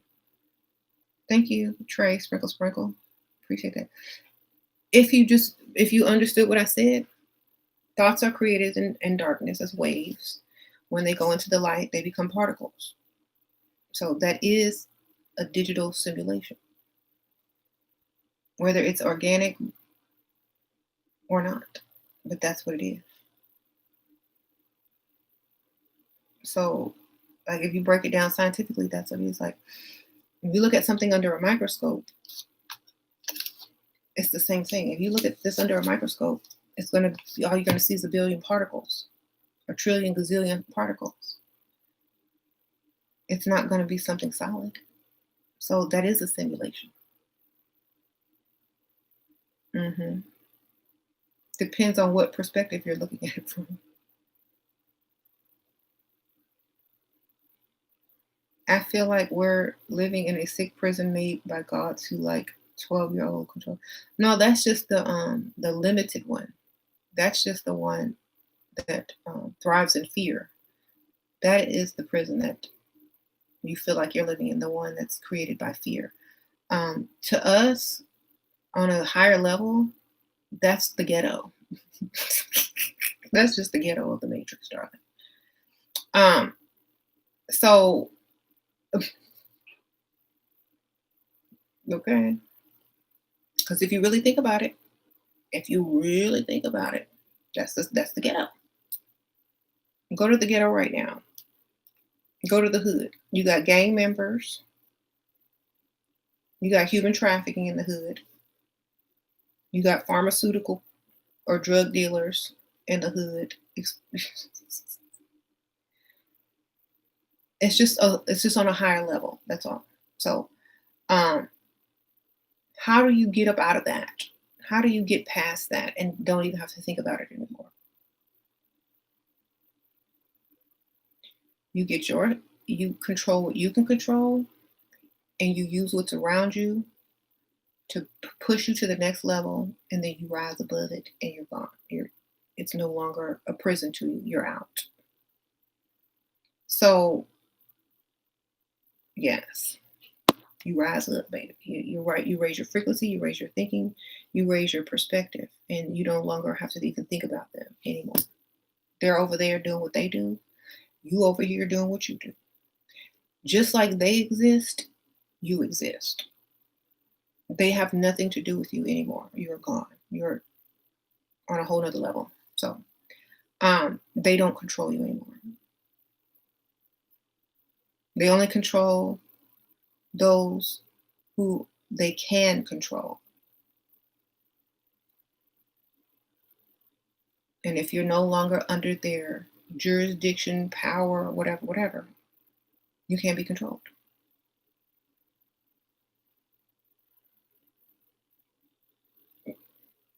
But if you are, it is a real threat. You know, Just like if you live in a dangerous area, you got to be careful what you do, what you say, how you think, how you dress, blah blah blah blah, because you're still there. What do I think of people who can't move on from relationships? Why does this happen? Because they can't move on to becoming a new version of themselves. They are stuck with the old version of themselves, and so they're stuck with the idea of the old person that they were with, because they themselves have not yet evolved into a higher, better person. And with each relationship, you should be better than the last one. And if you ain't changed, that's why you still want the same old thing. Just like when you go for a new job, let's say you work at McDonald's, McDonald's fires you. Are you going to go apply at McDonald's again? You going to go up and beg for your job every day at McDonald's because you don't think you can do any better? You going to dream about McDonald's every night? Oh, I wish I could work there. No. You're going to get back. I don't want to work at McDonald's. Let me level up to at least a restaurant. Let me go see if I can do it. Let me try IHOP or something. Because you haven't leveled up as yourself to the next level. Yeah. You stay stuck because I don't know.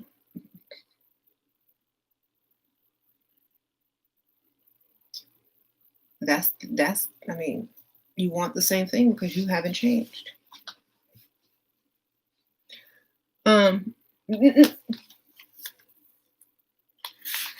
know I don't want the same thing after that. I don't want the same thing anymore after it's gone. I want something new. Do you go out and buy the same exact pair of shoes over and over? The same exact pair? No, you level up, get a nicer pair of shoes. I'm doing well now. I'm going to get the extra shoes.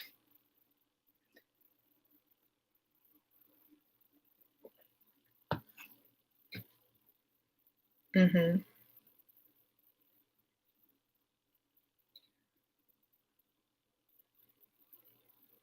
A relationship with you stick with chakra work. It's a choice. Everything is a choice. You can be done with it, or you can hang on to it.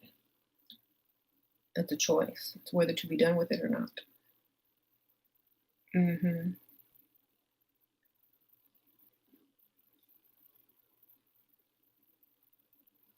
The ones with glitter. What?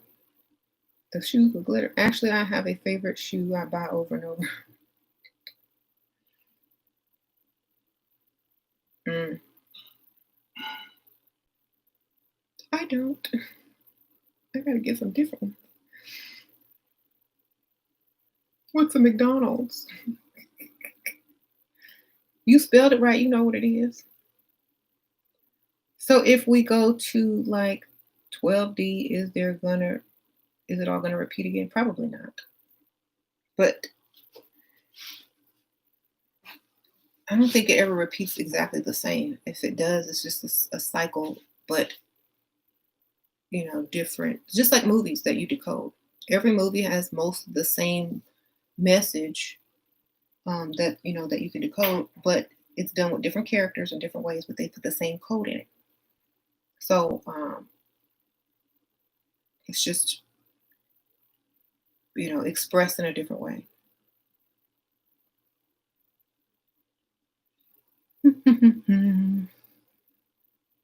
Sometimes the same things we buy eventually get discontinued.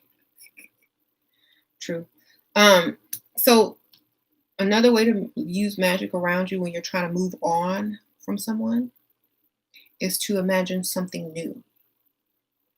Replace memories with plans for something new, for something different. Instead of focusing on what you had, focus on what you want, and focus on what you're going to have in your future. What you couldn't do then that you could absolutely do now. And think about ways that you are now free. Think about ways that you could benefit now instead of what you lost. Think about what you gained and focus on those things. Hmm.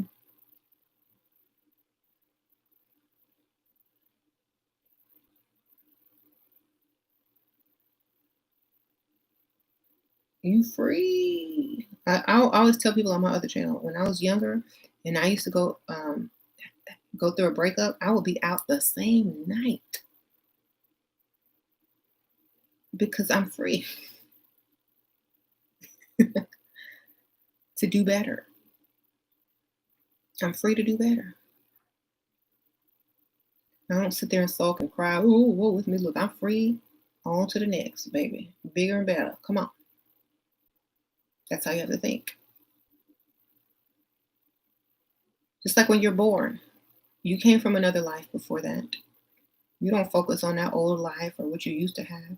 You're free now and you can focus on something totally new and start all over. It's like being reborn.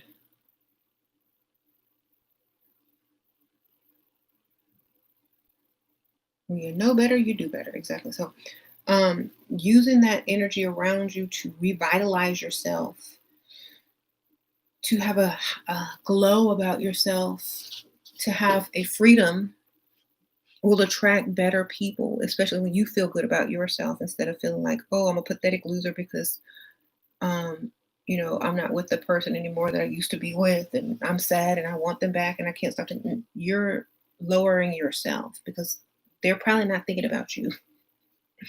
So you're putting yourself on a lower frequency by pining after someone who I say threw you in the garbage can. Okay, so nope, I won't do that. If they threw you in the garbage can, they don't expect to see you again. They don't want to see they threw you away, right? They recycled you, threw you away, whatever you want to call it, dropped you off at the bus stop, whatever you want to call it. They're not trying to see you again. So why do you want to see them? Is it because they're better than you? Are they the prize? Well, that's how they're going to feel when you show up, when you start texting, when you start calling. That's how they're going to feel. Okay. But what if you're feeling their energy telepathically? Then feel someone else's feelings. Feel someone else's energy telepathically. You know, focus on someone else. That's what I would do. hmm You start with phase one on the elixirs. Phase one.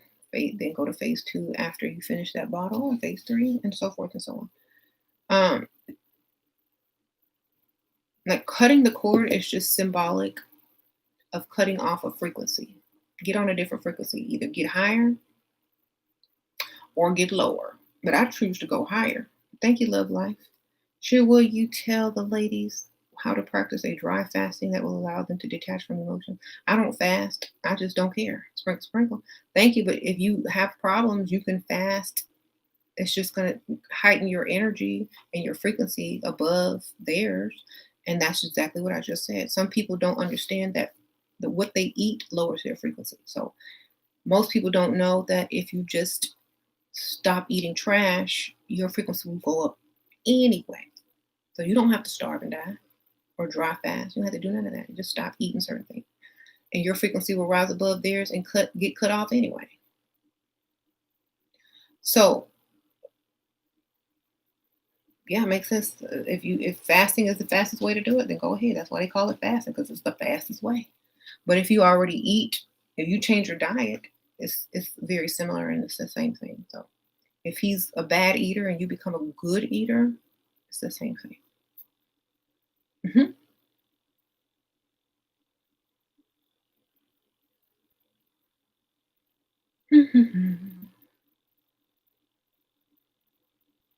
I'm not finna starve myself. I'll just maintain a high frequency diet. Sorry, I ain't gonna do all of that. Um,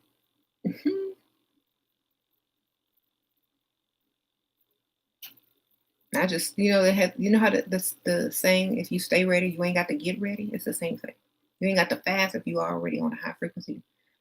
Now if the person that you are with is also on a high frequency diet, then fasting is probably going to be the only way.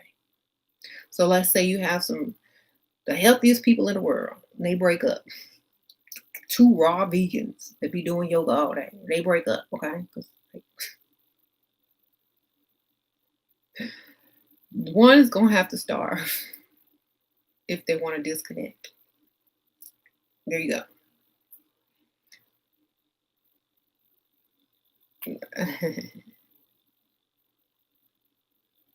But the elixirs do help you get to a higher frequency and quit bad habits easier because it gives you that extra energy that you need in order to be able to do that. And, you know, those people wouldn't even trip off of a breakup. I know they're like, you go your way.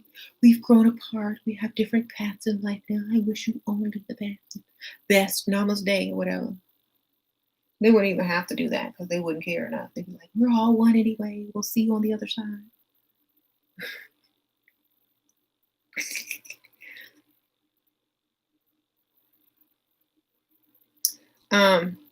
I'm not making fun of them, but people that think like that, they're past silly emotions,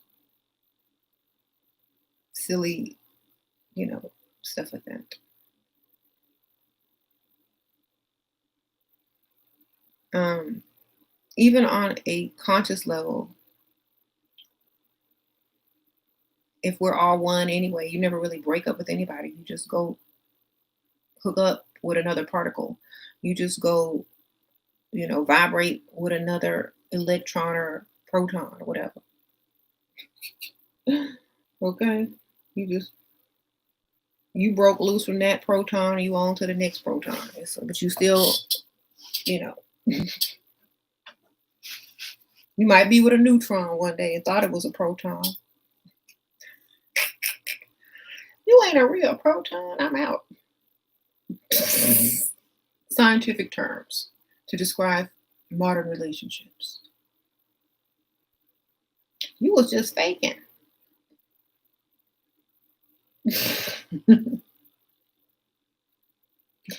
Oh well, bye.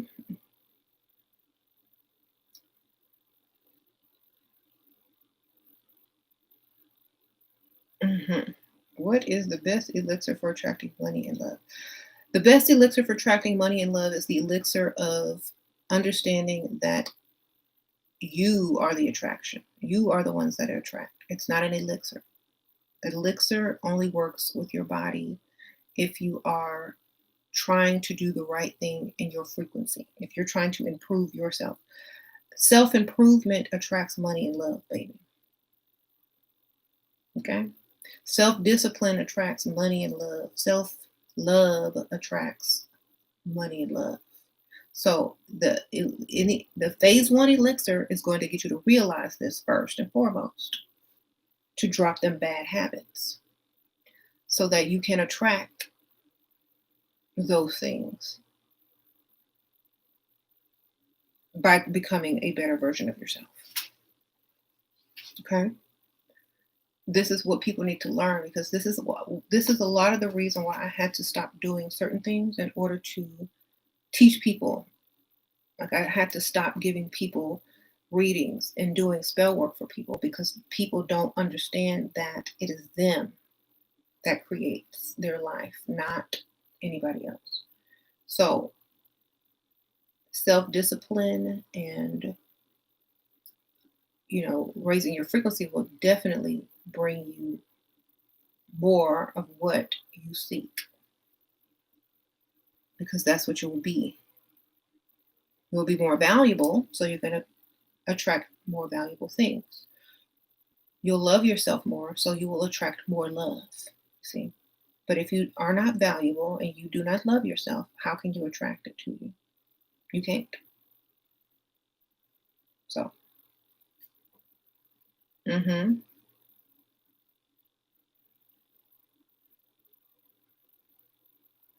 Does weed lower your vibration? What do you think? Do you do positive things on weed? What have you done very positive when you have smoked weed? Think about it. If you're doing all positive things when you are smoking weed, then go for it. If you're benefiting every time you smoke weed, then I will say, yes, it does raise your frequency if you benefit from it. If you're a better person the next day or the next hour, if you learn something, if you break, if it benefits you, if it's increasing you, of course. But if you don't benefit from it, I will say then no, it doesn't. That's with anything. Hmm. He said, there's nothing more powerful than being sober. Why?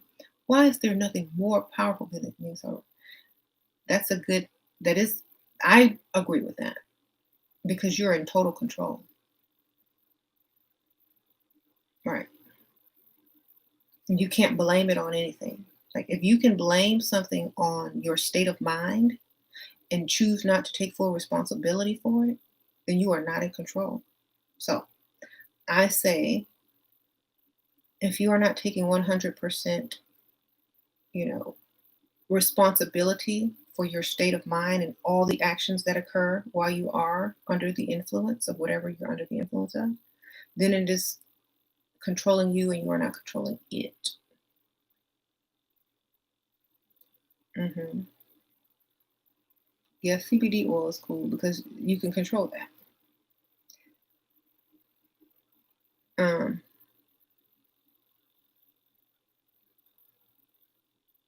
what do you think about watching a bunch of different videos about raising frequency? If they different approaches of to raising frequency, is there more than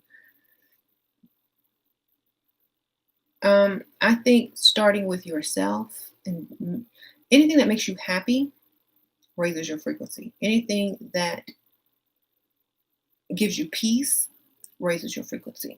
Anything that increases your knowledge raises your frequency. So either, whatever advice you can get, as long as it's beneficial to you, it doesn't matter.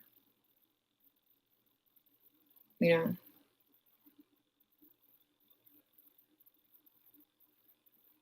different channels say different things. That's because everyone is different. What raises my frequency may lower your frequency. See, if I like certain music that you hate, then that music will lower your frequency while it raises mine.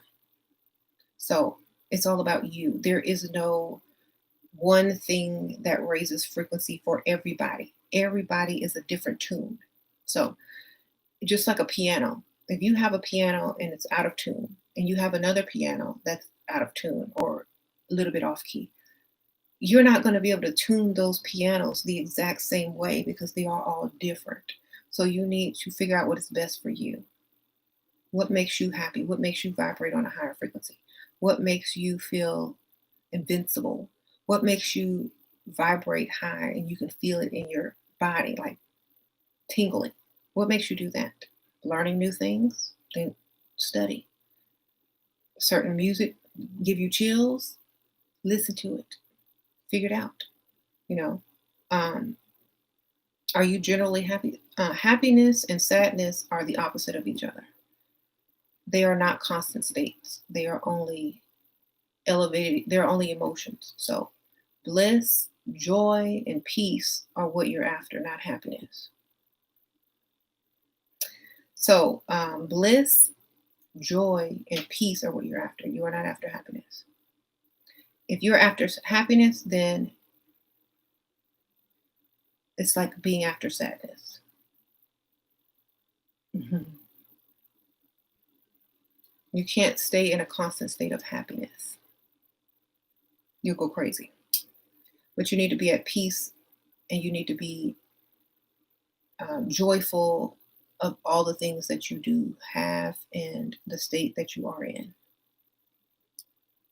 Do you believe that there is a reptilian or alien race walking on Earth? Yes, and many people are hybrids. Can you do a podcast on iTunes? Nope. Sprinkles. I don't know, maybe in the future, but not right now at this time. I don't think I want to do any podcast.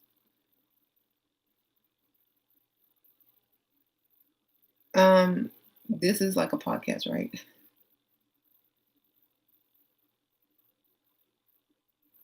Because I'm answering the questions live. Being at peace and unbothered is a real bag. Is the real bag. Exactly. 'Cause nobody can take it from you. And no one affects it. Because you are in total control of your peace, your joy, and your bliss. No one can trigger it. It is there because you created that out of self-control and how you react to other people. Period. So it is the true treasure. Um, there are so many people that are walking around depressed because they are looking at for other people to make them happy. You can't. Another person cannot make you happy if you are not at peace within. If you are not joyful already, they can't make you happy. Period. Because happiness is not a constant state. And if you're trying to live in happiness at a constant state, that is problem number one. Period. I think that's why Jada Pinkett got into her entanglement. Jada Pinkett Smith got into her entanglement because she didn't realize that Will Smith is not supposed to make her happy. She should have learned that from the movie The Pursuit of Happiness that her husband started. A man can't make you happy. You have to be already at peace and at joy within. They can give you moments of happiness, but that's it. Do these hybrids know that they are reptilian? If they know themselves, yes, they do. If they don't, they probably don't. Know thyself. Happy, happy, joy, joy. Ren and Snippy, really? Mm-hmm. If you're looking for validation, you have to reverse it. That's true. Most everybody on the planet is probably a hybrid by now. So there's no use. Okay. You're ordered phase one. You're excited. All right. Yeah, you're gonna love phase one. Most people love phase one. Mhm.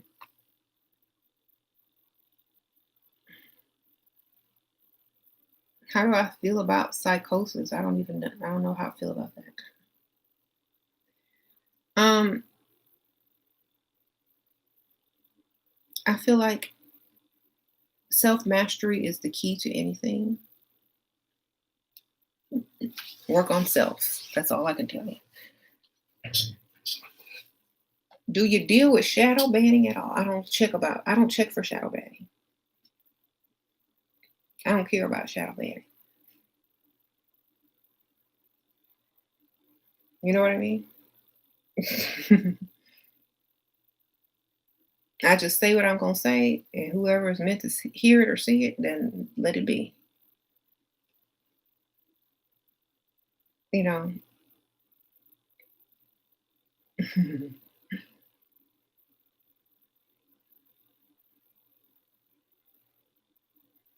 Did we originate from a different planet? I'm sure we did.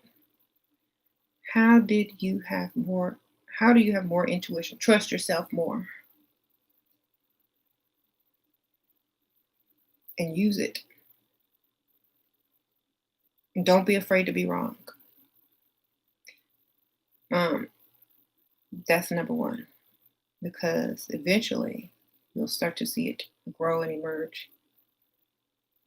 Can you give more tips on how to use phase one? It will come with directions. So when you receive it, you'll get a list of directions. But how I took it is I take one dropper in the morning and one in the afternoon. That's how I used it. Hmm. Thoughts on twin flames. Everybody's a twin flame. We're all one. Thoughts on electrons and neutrons and protons. Once upon a time, there was an electron and a proton that were very close together. And one day they split apart, and went and attracted to a different electron and proton. The end. But at one time they were connected, and now they're not. They're now connected to a different one somewhere else. That's how I think about twin flames. Okay. Or if you're thinking of it as a term of endearment, like babe, boo, whatever, if that's what it means to you. But I don't believe in the romanticized twin flame thing. I think it's totally silly. And it's just like a proton asking an electron if they believe in their one true electron. There's only one electron that could connect to this proton. And we, no.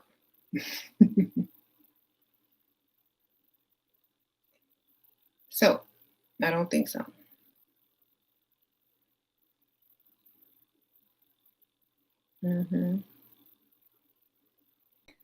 So if you were to think about it, you said a masculine and a feminine energy that share similar life path. Yeah, two. Masculine and feminine. Feminine electron, masculine proton. See, same thing. So if you break it down scientifically, if you break it down masculine and feminine, any masculine and feminine. If you break it down consciously, similar levels of thinking. You know what I mean? Just have a lot in common. Cut from the same cloth. You have the same accent because you're born in the same city. It's the same thing. There's many, many, many people that can fit that description.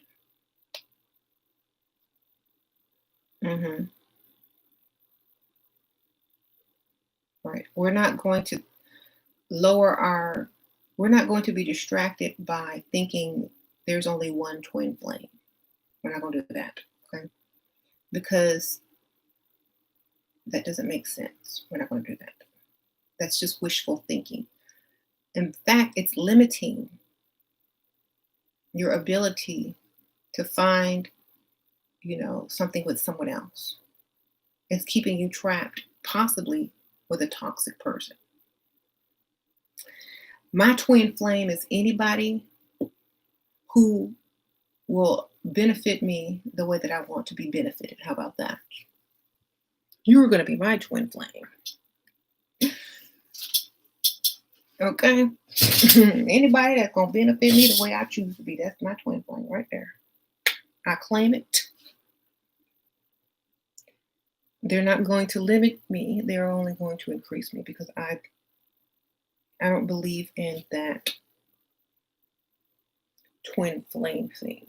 It's like there's a proton wandering around here thinking there's only one electron for them. And all these electrons are passing about and they can get their frequency up. And they just sitting there thinking that there's only one. No, baby, it's a bunch. There's not only one. There's only one kind of thing that you could be attracted to. Perhaps that's what it is. Soulmate. Nope. Don't even believe in soulmates. Everybody's your soulmate because we're all one soul. If you think about it. Everybody your soulmate.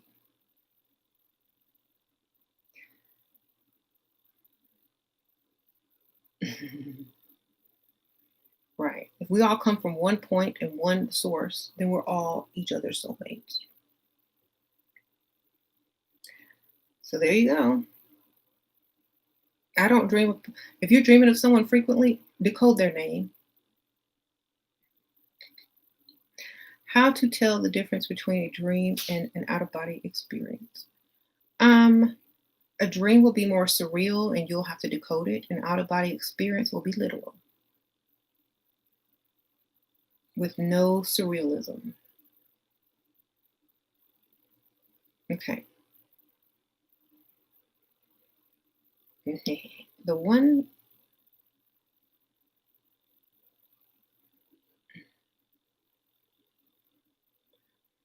cryptonomics. Thank you, Sprinkle Sprinkle.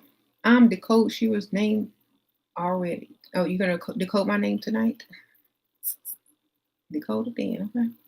Thank you, Sprinkle Sprinkle. I appreciate that. My soulmate isn't the fleshy woman. Good for you. What about the Black Widow? What about the Black Widow?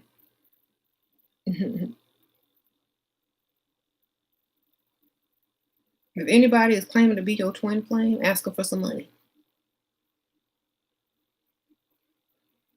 If you in need, they should have. Period. Sprinkle, sprinkle. I'm so glad you came along. I need some money. Watch how fast your twin flame disappear. Test people out that talking trash. Girl, test them out. If they were your twin flame and you were in need, they should be in abundance. Get your money. Um,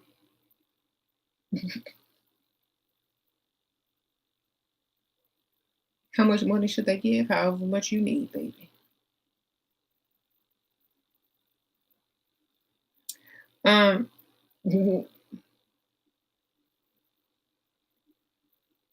this loser would not stop. I asked for money, he disappeared. Exactly, see? How to extinguish the false flame. Ask for money. Exactly. I always thought this was all game. Now I see it's all about how you see things. It is. The image or appearance is just an expression, right? So,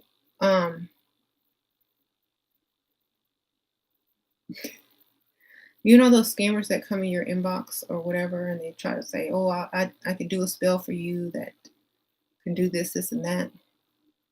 Well, I like to play with people sometimes, so I was like really asking some questions because they claim that they can change body parts, make bigger boobs, bigger butt, this, and that, cured any disease, get rid of all debt, all this kind of stuff. Like everything that was too good to be true, right? So my silly self going there, it's like, well, I just got my lips done. Can you make lips bigger? How much does it cost? Because if it costs less for me to go to the place than it costs for you to do the spell, then I'm going to the place.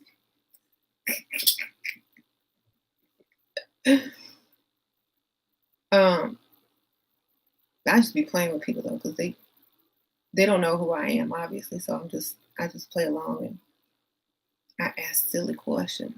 Sometimes I screenshot it so I can post it and laugh up later with people.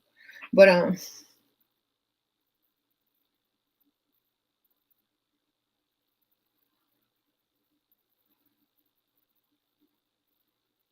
is it necessary to commit economically when you reach a certain age? To commit economically to who? Yourself? Um,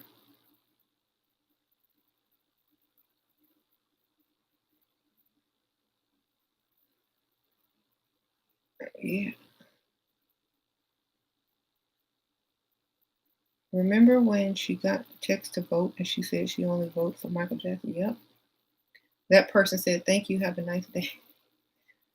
Or they sent me a thing about my rights to vote, and then I said, I know I have rights. Thank you for your concern. The word vote means to bow, and I can't bow because I don't worship anybody. And I educated them, and they said, "Thank you, have a nice day." Can someone spiritually claim my soul for profit? Do you claim your own soul? I don't think anyone can claim your soul for profit unless you allow them to. Unless unless you allow someone to hitch a ride out, no. There you go.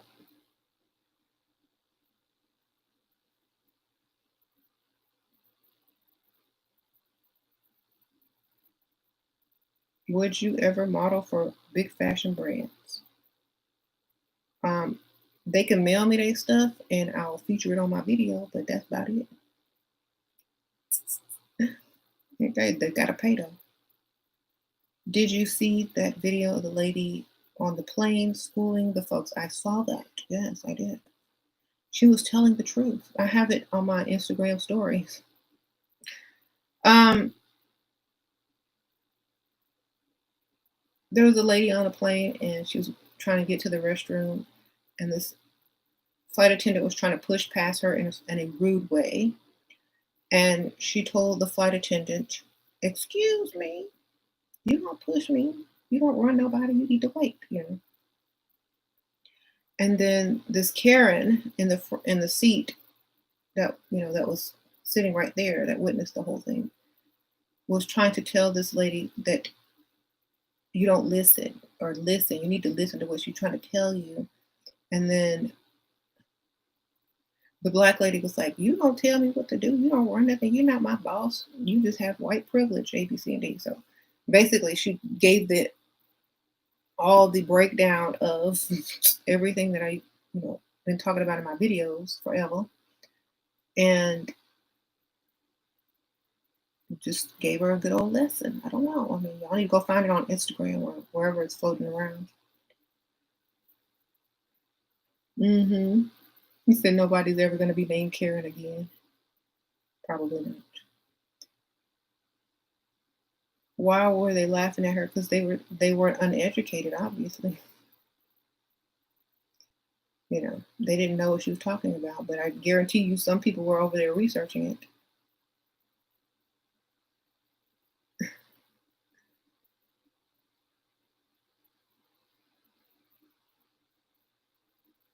Why is it necessary to hitch a ride out if it's just a change in mindset frequency? Because the higher the frequency, the easier and faster it is to get out. The lower the frequency, the harder it is to get out. It's like you're trapped. It's like you're not able to get out past a certain point. So to be free, you need a higher frequency.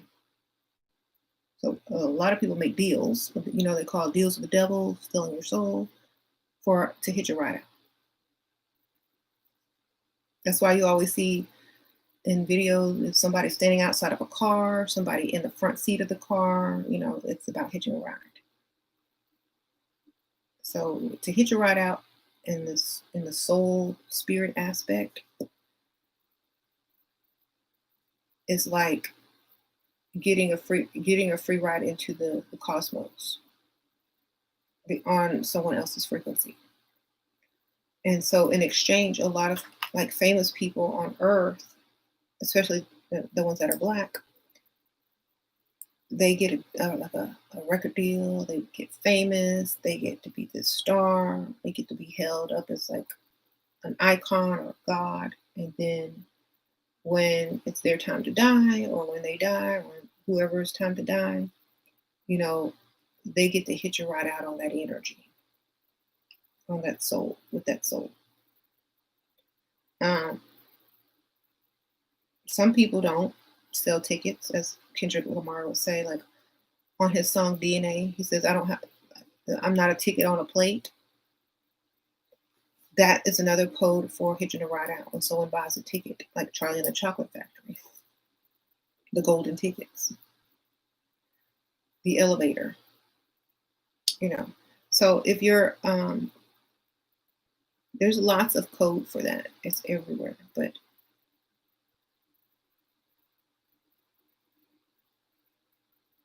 mhm.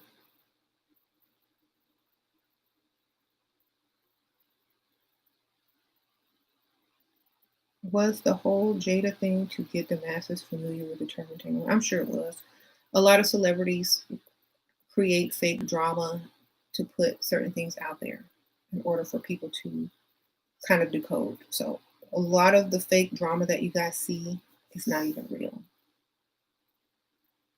So that's why I don't really get too involved about feeling any type of way about it. I just understand what it is.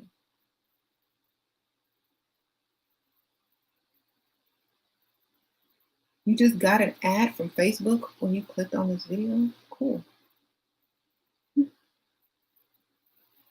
Jada probably didn't even cheat. How to tell if someone is awakened? There's different levels of being awake. So depending on what level you are, because there's people more awake than me, more people more awake than someone just waking up. And so there's different levels. So as long as they're asking questions and not just following orders, they pretty much awake. They're just not fully awake, but they're progressing. If there, here's a person who's asleep. Anyone that believes everything on the media, that believes the news, that does exactly what they're told to do, those people are still asleep. Those people that live in fear and repeat everything they hear on the news as truth and don't do any research or ask any questions whatsoever, they sleep. You said listens to Cardi B. No, Cardi B dropped code in her music. So, like I said, depending on your level of knowledge, certain music is low frequency to others, that is high frequency to others that understand the codes that are being dropped. So, everything is everything. The words of Lauryn Hill. Let me give you some Lauryn Hill. Everything is everything. So low frequency can be high frequency depending on the amount of knowledge you have. That's how deep it goes. Okay? Like, if you don't like something, your frequency is going to be low automatically. If you don't understand something and don't bother to research it and you allow it to frustrate you, your frequency is going to low automatically. But if you're curious about something and you want to seek the knowledge about it, then your frequency is going to go higher. It's all your free will. It's all your choice. So learning about something raises your frequency about it. That's why I'm telling you, knowledge is the key. Like if you hate jazz, let's say someone hates jazz until they looked at the mathematical, aspect of jazz and how it was created and why it was created.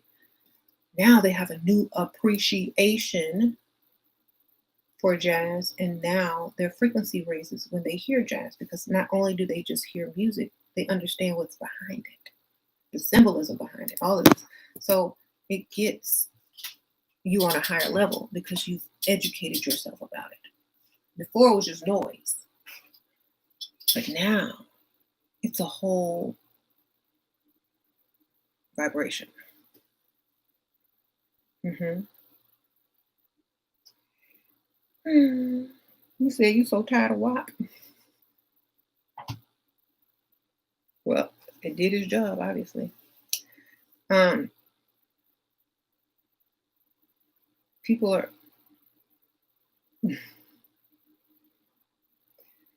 are tired of WAP, but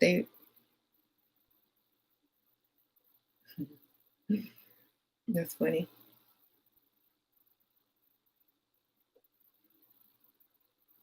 Be careful what you say. Be careful what you tired of WAP, okay? It's gonna be tired of you too. Oh, that's all I'm going to say about that.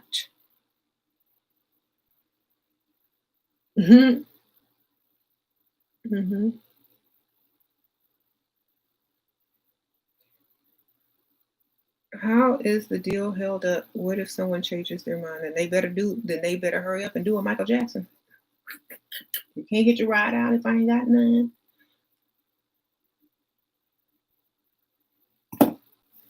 Sprinkle, sprinkle. You can't hit your ride out if you think I'm already dead. You ain't gonna kill yourself. So I'm gonna fake my death. Period.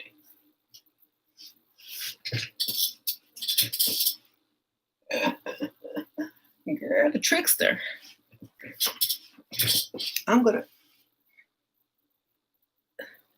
Why don't laugh? I told you there's loopholes in everything. How to fake your death. You're not hitching out a ride on me. I don't have any. I am whiter than you. I'm dead. I no longer exist. I'm gone. My grave is over there. Thank you, Information Planet Sprinkle Sprinkle. What's the must-have elixir? Phase 1. If you go to my description bar, I have an Etsy store, and there are alchemical elixirs that raise your frequency, made by an alchemist in a lab. I don't make them. That's not my forte. And so that's where you can get them. On my Etsy store, Dark Realm. It is in the description bar. I'm from the South. Yep.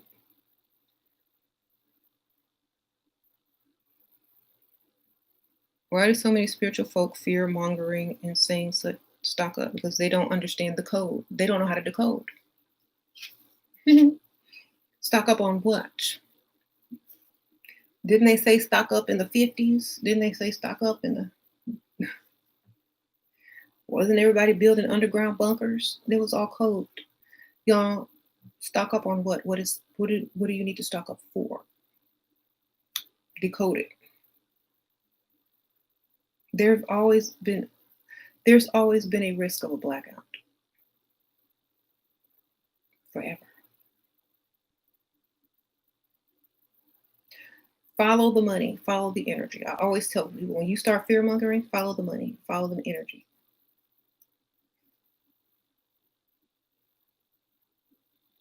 Okay.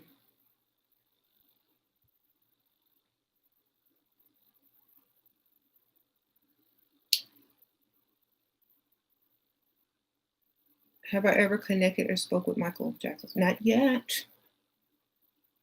I'll wait till he dies for real.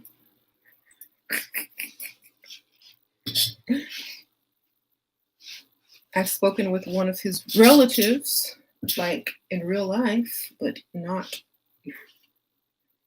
his. Okay.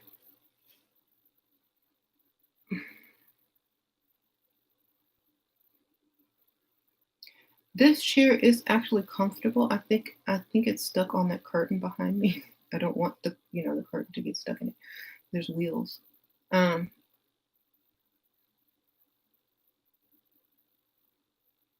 You're manifesting another person to create boundaries with his female friends after talking to him today about him having boundaries. They all want to fight me. Girl, your man doesn't love you or respect you.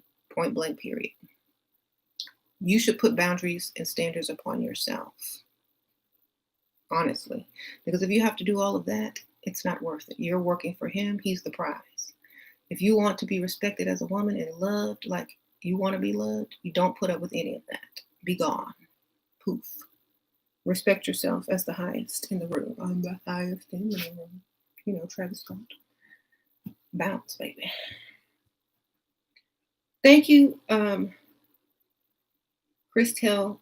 Sprinkle, crystal clear. Unless that man paying every bill and you ain't got to work, bounce. Thank you, vegan sprinkle. Girl, I wish. Someone that truly loves you wouldn't do that to you. So he's trying to tell you something. Just understand, decode what he's telling you. I don't respect you. That's number one. Number two is I don't care what you think. And I'm going to do what I want to do. Period. Either take it or leave it. I'm the prize. That's what he's telling you. So if you can't decode that, I don't know what to tell you. Why don't you flip it on him? Flip it on him and go get you a friend. And don't be nowhere to be found and stop answering his texts and calls. Okay. Thank you, Easel Sprinkle. Thanks for everything you do. Every video you post helps me. You are positively affecting the world for generations. Oh, thank you, girls. Appreciate that. Hmm. You said men have value too. I know they do. Men do have value, but um, I'm not saying men don't have value. I'm just saying he don't value her.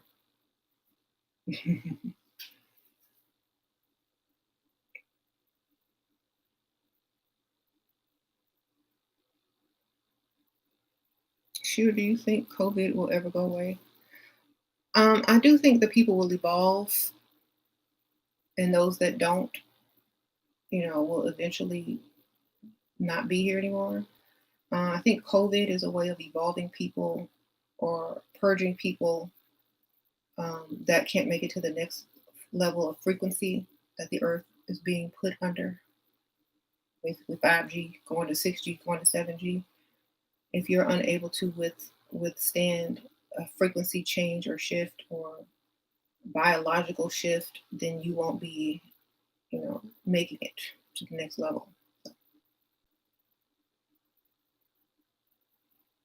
You got to raise them frequencies by eating right, living right.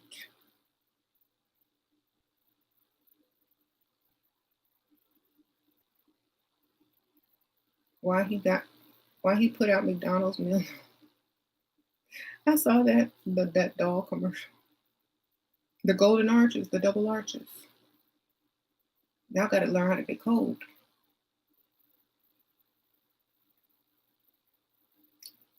Um, the arches, the golden arches.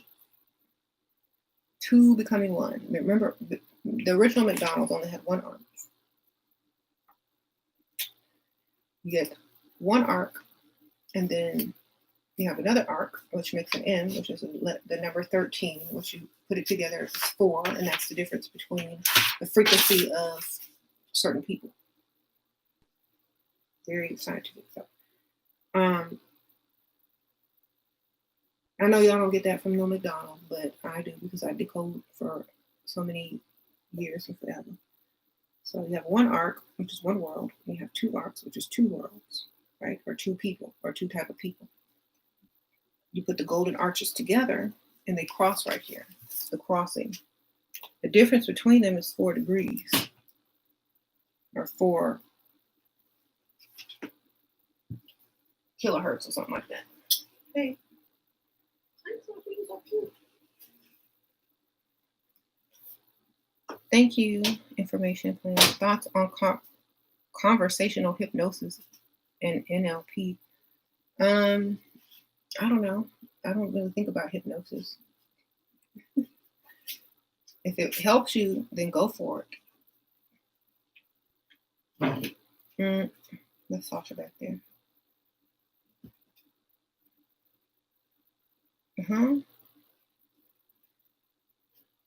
What's the code to the stadiums being empty at these games? Coronavirus. The stadiums. Okay, think about what a stadium is. An arena, a stadium, and then you have players. It's like a universe.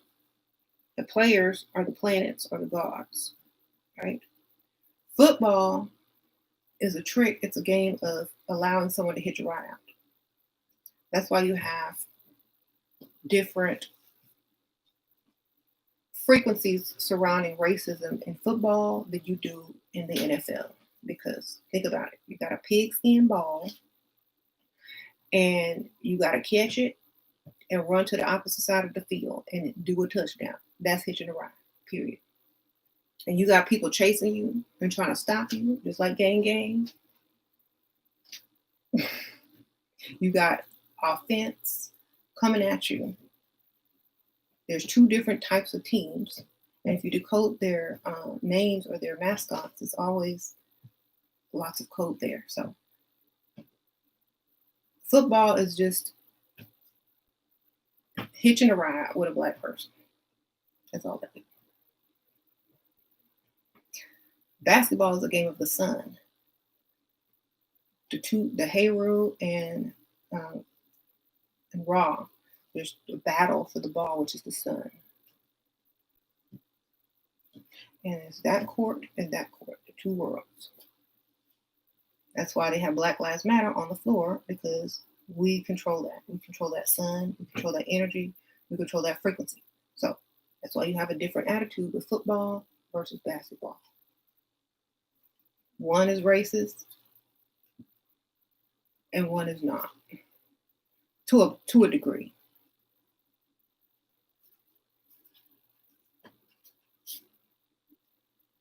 You feel that we are in game? How can you use code to get business success? By understanding code. You can't use code to get business success. You can use code to understand how business works. Like,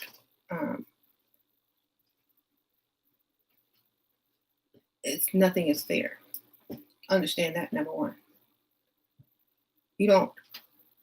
You're not given opportunity. You take opportunity.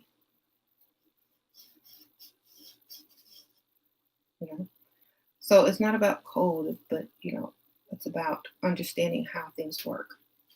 You don't wait for something, you take it. Not steal, but you take the opportunity. You take any opportunity that will get you to it. So, for example, if you want to start a business, you don't wait. You go and do it. Most people think they have to wait to go get a loan, to find this and to do that. Nope. You just start one, period. What kind of business can you do? What can you do now with what you have right now? That's how you start. Then you build it. We don't wait for nothing. If I was going to wait, I'd still be waiting. Right.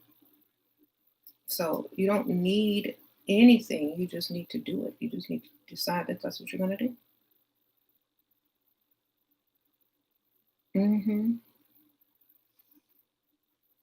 I love how smart. Thank you, Jennifer. If it's billions of galaxies, I wonder if third eye is a portal into another place. Yep. I don't know who Bob Proctor is. I am so sorry, Mandy. Mandy Werner. I don't know who Bob Proctor is. Is that somebody I should know?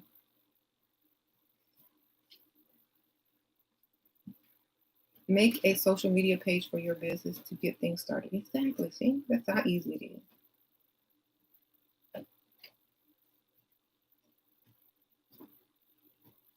is. And whenever you think of an idea, write it down and go do it. If it's doable. Like, don't talk about it, be about it.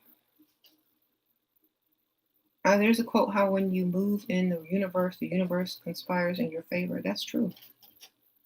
Because think about when you first have an idea, how excited you are, how high you're vibrating, how high your frequency is when you have this wonderful, great idea. You got to act on that right now in order to receive that same amount of energy right back to you, that same amount of positivity right back to it. That's why you don't stop and talk yourself out of it. That's why you act now. I don't care if it's stupid, just act now. Y'all should see all the stupid businesses I had before I became successful in the businesses that I have. It led me to the next thing. Because if I hadn't had this, I wouldn't have this or that or that or that. Either way, I still made money.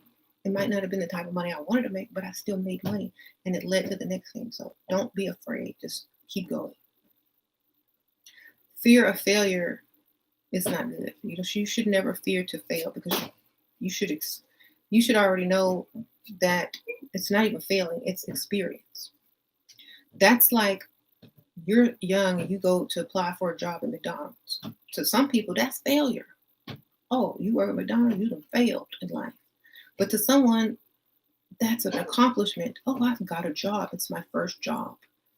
To some people that's been in prison or on drugs and in rehab, in order to be hired and given a responsibility in McDonald's is a blessing to them, right? But then to someone, it's it's not, because they worked somewhere better or they own their own business and now, they lost this or that. Now they're working at McDonald's. So it depends on how you look at things. So if you start off somewhere, that doesn't mean that's where you're going to end up. It means you're always going to, there's nowhere you can go but up, unless you get off your game and fall down. But you already know you can get back up there because you did it before. So no need. Bye, Flash. Love you. No need to fear failure, because you already know that you can do it. I don't fear failure. You don't even have to tell people. Most people fear failure because they think people are going to laugh at them. Don't tell nobody then. Tell them when you got, the success that you want.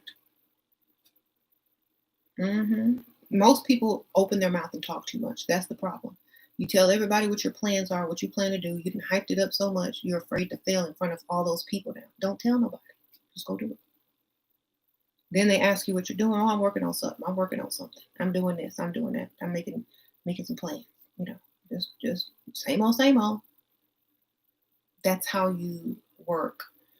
You don't always tell everybody everything before you can do it, and then you fail to even do anything because you fear the failure and the people saying, "Oh well, I knew you wasn't going to do nothing with that," or "I told you that was too much for you," or "I told you that wasn't going to work," because you've already used the energy around you to put doubt in your mind because you've told negative people.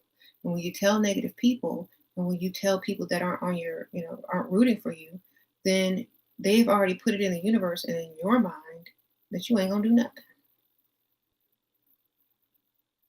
Thank you, Melocotone Sprinkle Sprinkle.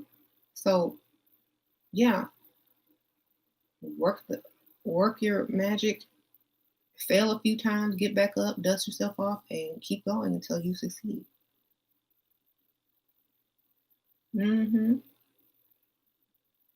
I've had so many businesses. It's crazy. I know how to do everything now. I'm a jack of all trades now because I've done so many things. I know how to make soap. I know how to make candles. I know how to make what everybody was making, that shea butter. I know how to make shea butter. I know how to make lotion. I know how to make lip gloss. Okay. What else I know how to make? What else I haven't sold? I know how to make what else did I used to do?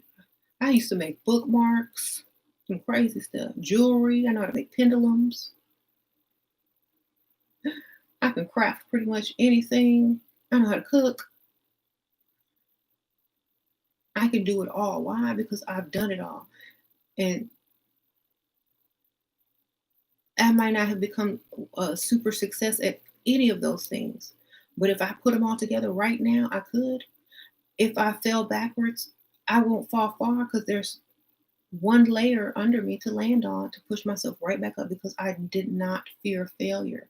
I kept going and going and going until I knew how to do whatever I wanted to learn how to do. I taught myself, or I learned from, whatever, online or whatever.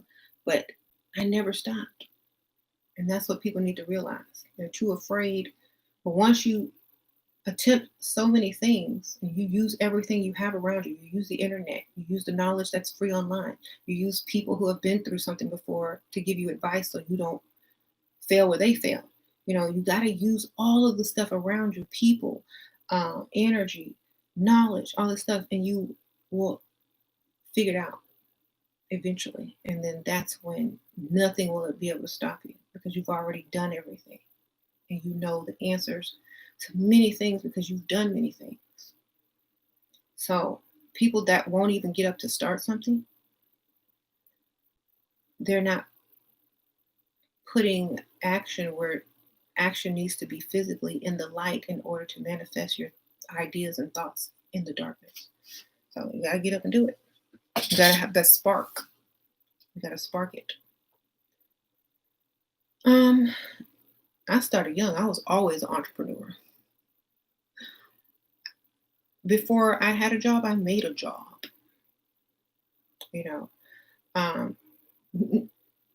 And I tell this story so many times. There's always a way to get paid. I can think of 1,000 ways to get paid in one day, period. There's always a way to get paid. When I was, like I told you guys this story 1,000 times, when I was in junior high, I would make $20 a day at school. $20 a day in junior high is a lot of money when you aren't legally able to work. Okay. So, I flipped some gum, bought a big old giant economy pack of, 25-cent gum, like packs, Big Red or whatever. Sold each for $1. Paid $2. And I did 2 of those packs. $20. $2 turned to 20. That's how you do it. People want gum in school. They don't have a way to get it. They got $1 in their pocket. They're going to buy it from me. I don't give gum free. Okay. Then I started learning tarot. People would pay me their lunch money to read their cards at lunch. When I was 13. Okay. I reach cards. Give me your money. Okay. And then, it just evolves from there. Mm-hmm. This is a bona fide hustler. I mean, people call it hustling. I call it making a business. It's called a business. I mean, I was in the gum business. I read cards on the side. There you go. That was my side. What was my other? See, this is the difference between the vocabulary. You said a hustler versus an entrepreneur. Okay. Then you said, some people say side hustle or side job. I say second stream of income. Okay. So, several streams of income. I don't know if this is the first generation, but it's definitely the generation where a lot of the students are now making more money than the teachers. And I think I said this a little bit. There are students that are making more money than their teachers now because they have online businesses, they have like online accounts or whatever. A lot of people are on YouTube these days. This is the first, I think, era where many students make more money than their teachers, which is pretty sad because now the whole education system has to change because you have no one taking it seriously anymore because that knowledge that they're teaching is not being used anymore. So it's kind of like, that's another reason I feel like a lot of this virtual learning has started because nothing is valuable anymore at school. Nobody is learning anything of value there. So it's just like someone babysitting you and teaching you useless information. Thank you, Melacotone Sprinkle. Now, of course, everybody needs the basics in life, but still, at a certain point, a lot of that knowledge is not necessary in order to thrive in the world. Teachers are on an ego trip and their fault for choosing that job. I know. I can see that. It's like, and I don't mean any disrespect towards teachers, but we can see that you take your job way too seriously for the amount of pay that y'all get. I wouldn't take my job seriously at all if that's how much I was getting paid. I would not. Everybody would pass. Everybody would get an A. Y'all my best friends. Let's watch some YouTube. Let's watch some videos. Everybody pass. If you're trying to take the SAT, just say you're a bad test taker and let's.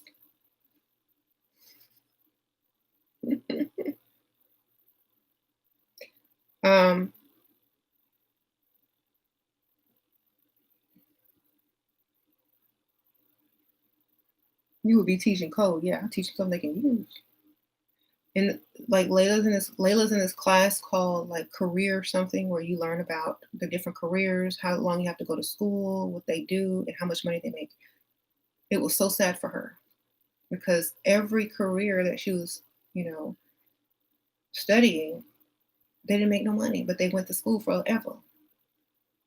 She's like, They have to go to school for this long only to make this much amount of money. Sad, yes. They must really have to love what they do. So, mhm.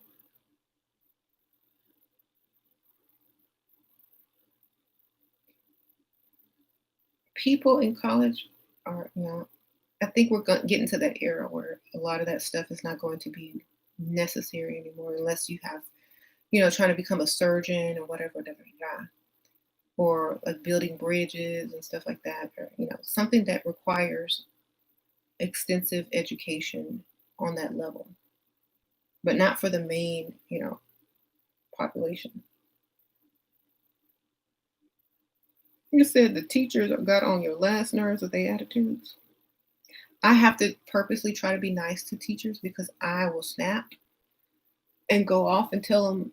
I'll be like that lady on the plane when she was telling them people off on the plane.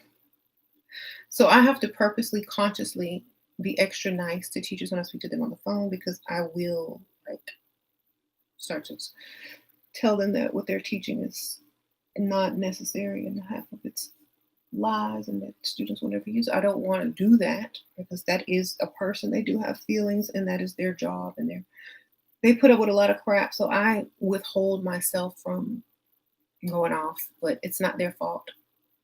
That's just the system. It ain't their fault. So I can't really blame them individually. So I have to remember that. It's not them, it's the system. So I also have to remember that it's not the teachers, it's the system. The teachers don't know any better. And if they do, they can't stray from what the system makes them teach. They can add to it, but they can't because they might get fired. So I don't really get mad at them. I'm just upset at the whole system. But a lot of teachers do take their jobs very seriously. But my background knowledge about how the system is all flawed and messed up also makes me upset, but I can't blame that on them. Mhm. College is a status thing. Yeah, that's why they give honorary degrees to people that didn't even step foot on that college. If you donate enough money, you can get you an honorary degree. Most people that didn't go to those colleges got rich and got donated some money and they got an honorary degree. So they could skip college because they already figured out how to make money. Right? My bro got a trash can thrown at him by a teacher. I would have sued the school. Sprinkle, sprinkle. I would have sued that school. He has PTSD. He keeps dreaming about trash cans flying through the air at him. He can't even look at a trash can. He can't even throw trash away anymore. It's just when the garbage truck comes by, he starts, getting nervous. And we're gonna sue the whole school district. So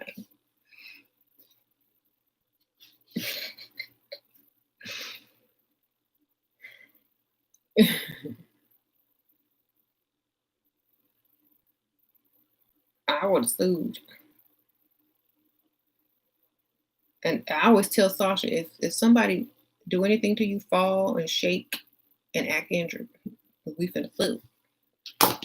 Don't let them fall out. You know how to act, Sasha. Go ahead. Put it on. Shake. Foam if you can. Scream, cry. Somebody gonna film it and we finna get paid. Look, don't. I she said, okay.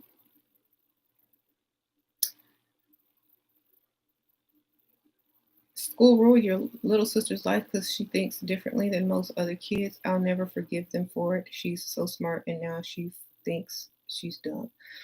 Oh yeah, school will make you feel stupid if you think outside the box. If you think outside of the box, school will try to put you in a box. That's why I'm so glad they had the virtual school. With Sasha is not an inside the box thinker at all. So Mm-mm. How to vibe high when someone you live with passes? You mean dies? Um, I've never experienced that, so I can't really give you experience, but I can tell you that it's going, everybody's going to pass away at some point. You're going to transition, is what they call it. You're going to transition out of this body into a energetic form. And I think it's like a butterfly turning, from a caterpillar to a butterfly. The caterpillars are going to be sad to lose their friend, but they can also be happy because their friend's a butterfly. And that one day they will too get to experience that. But until then, you got to learn the lessons in life and experience the life of the caterpillar in order to become the butterfly. So it's kind of like that old analogy. I would say if that person was still alive, what would they want for you? Like, would they want you to go on? Would they want you to be happy? Would they want you to continue doing what makes you happy? Yes. So honor their wishes by continuing to be happy, knowing that they would be happy that you were happy. That's the only way I can say it because I like being sad and you're missing a person is understandable, but after that, after the mourning and grieving period, it's time to think about what they would want for you. They wouldn't want you to sit there and ruin your life and be sad and vibrate low just because a natural thing happened. So just keep telling yourself what would they want from me and raise it that way. What can you do to honor them? What would they be proud of you for doing? How can you represent? hmm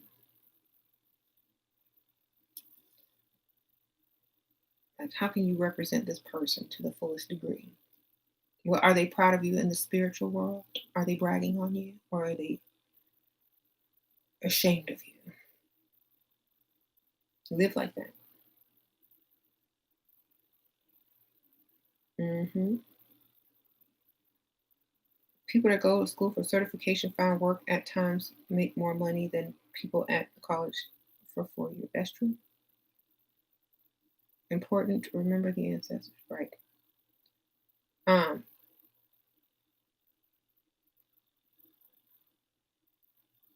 hmm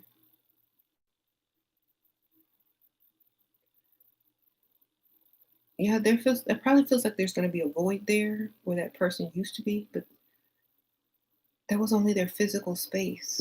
Like most of the time, you probably were never with that person, but just the thought of them, the memory of them, and the voice in your head of them was what you knew you had and would see eventually that day or whatever.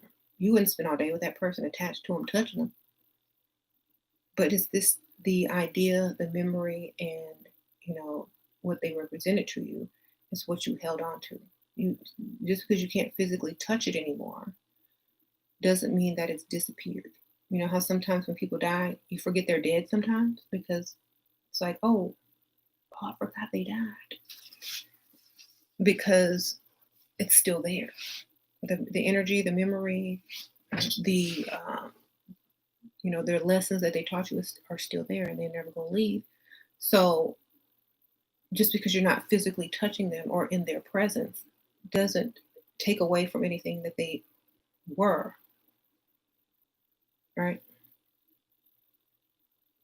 Because think about it, if you haven't seen someone for months due to corona, and you haven't talked to them for months, just the comfort of knowing or remembering them or whatever is enough.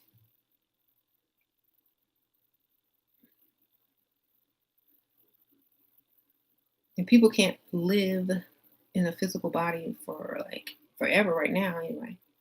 So I mean, they wouldn't be able to really do much. They wouldn't have the good quality of life anyway. Energy can't be created nor destroyed. They aren't dead. There's just yeah, they're just doing something else in a different form. They can turn into the plasma, baby. They can turn into the plasma and into a gamma ray or whatever ray, and they're zooming around the cosmos. They're having a good time.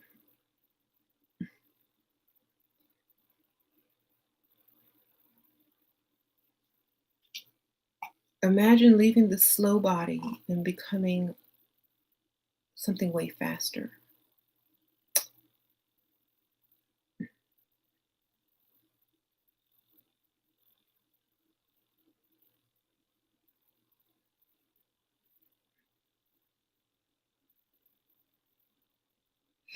Like, mm-hmm. Always do your own research, because like depending on what you're trying to learn, you need to do your own research. Hmm. You think you sick, low key, you don't want to die. Well, don't think. Don't think you're sick. Think you're healthy. Live healthy. You know, sick people live like they're sick. Healthy people live like they're healthy. If you think you're sick, you need to be 100% vegan right now. Okay? If you think you're sick, become vegan. Give up meat, give up dairy, and see what happens. You, I told you guys, like, if you think you're sick, that's what you're going to attract. If you think you're healthy, that's what you're going to be. That's what you're going to attract. So if you want to be healthy, period. Hmm.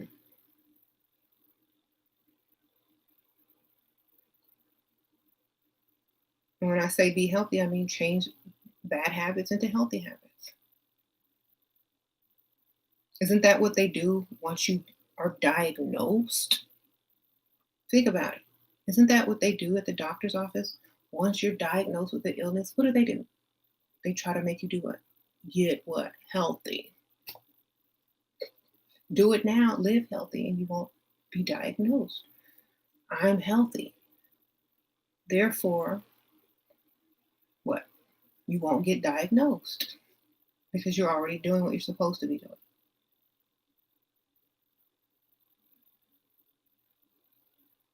What do they do when you get diagnosed with something? They change your whole diet, they put you on some medication, and they tell you you can't do this no more. You can't do that for yourself, you know, before you even have to get to that point. Right. All right.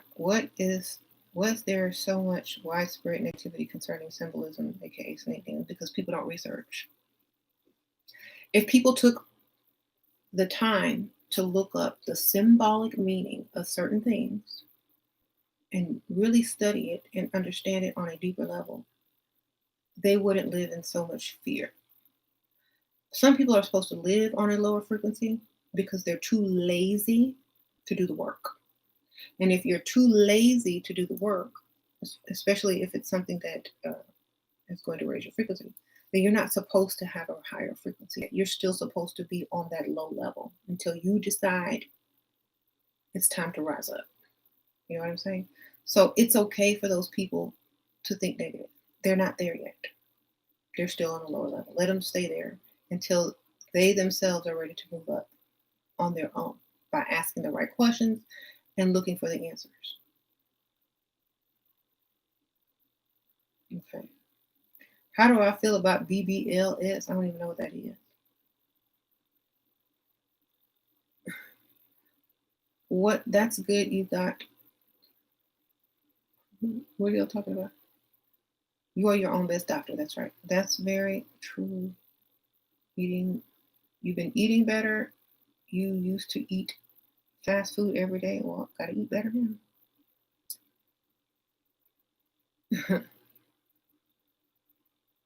Thank you.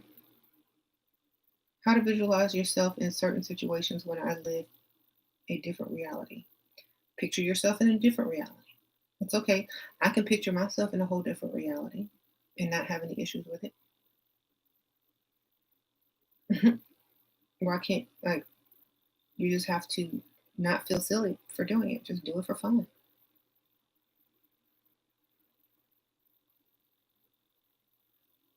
Mhm. Oh, surgery. Girl, you're on the wrong channel. Oh, I don't care about people getting surgery, girl. As long as you like it. As long as you love it, I love it. It's something I would like to learn or get better idea direction from you. Okay. Don't ever look to a person to lead or guide you. Look to yourself. Always allow people to, you can absorb information from other people, but take what you need and leave what you don't. Don't ever look to someone to hold your hand and guide you the whole way because their way might not be your way. You might come to a point in the path where y'all have to separate because of one different belief. So never look for someone to lead you. Never. Just get what you want to get out of the information and lead yourself. Yes. What a broader view. Okay. You daydream a lot, working on putting action behind it though. Okay. Well, instead of working on it, just do it. Here's my advice. Just get up and do it. Don't say you working on it. Just go do it. Period. Mhm. There you go.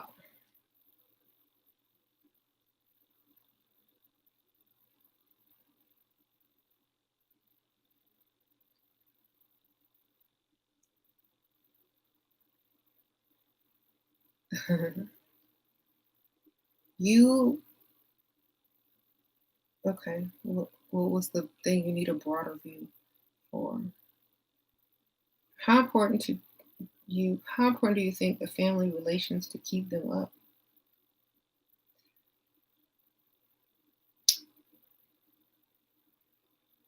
If you're not born with your family or die with your family, I think you need to worry about yourself because you only have a certain amount of time. And for you or anyone else to be more concerned with someone else who's not 100% super beneficial to you is a waste of your time. Either they accept you or they don't, period. Either they love you or they don't love you. Either they love you conditionally or unconditionally. At this point, it really doesn't matter. If it's going to affect your path in life and what you're trying to accomplish, then it's not beneficial. I just say live your own life.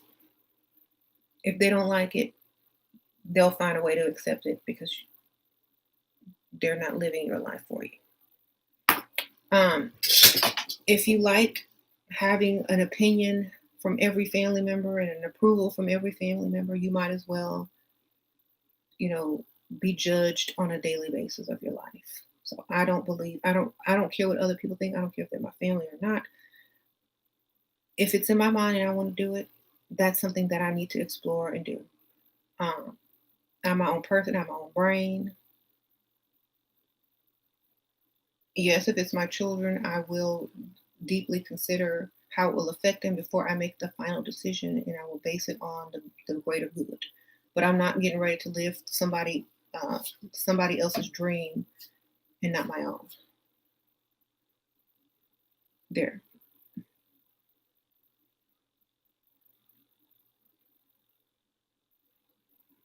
Do I believe in feng shui? I don't know. I've never done feng shui.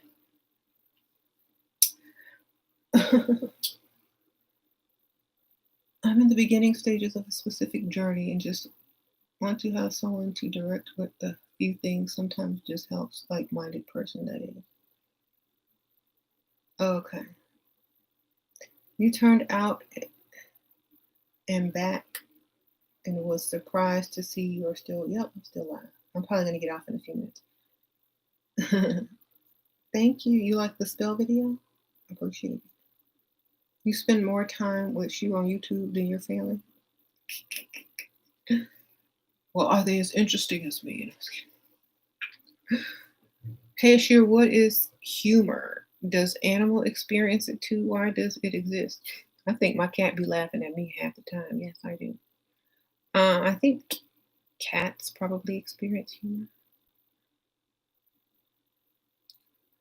Maybe dogs. I know they be laughing. Mhm. Humor, I think humor is just like, a fun way to experience because you can learn through humor. Think about most of the comedians. You can get away with everything through humor. There are certain things a comedian can say that a normal people can't, and they can still get away with it legally. Legally. So I believe comedy is there for a lot of reasons to ease the blow or the harshness of reality. Everything is a big joke anyway. And once you figure it out and learn to laugh about it and don't take life so seriously and understand that you're the creator of it and that you're constantly trying to be tricked out of thinking that you're the creator of it, then you'll understand what humor really is for. Humor is to ease the blow, you know, and also it gives you freedom to say what you want without the same repercussions as someone saying the same thing without using the humor with it. Could it be that transgender men have signed a cosmic contract to experience life as a feminine way to pay off debts for masculine? No, I don't think so. Zen, sprinkle, sprinkle. I think, now I could be totally wrong. This is what I think. Thank you for the donation, by the way. Honestly, if you look back and study the history and prophecy,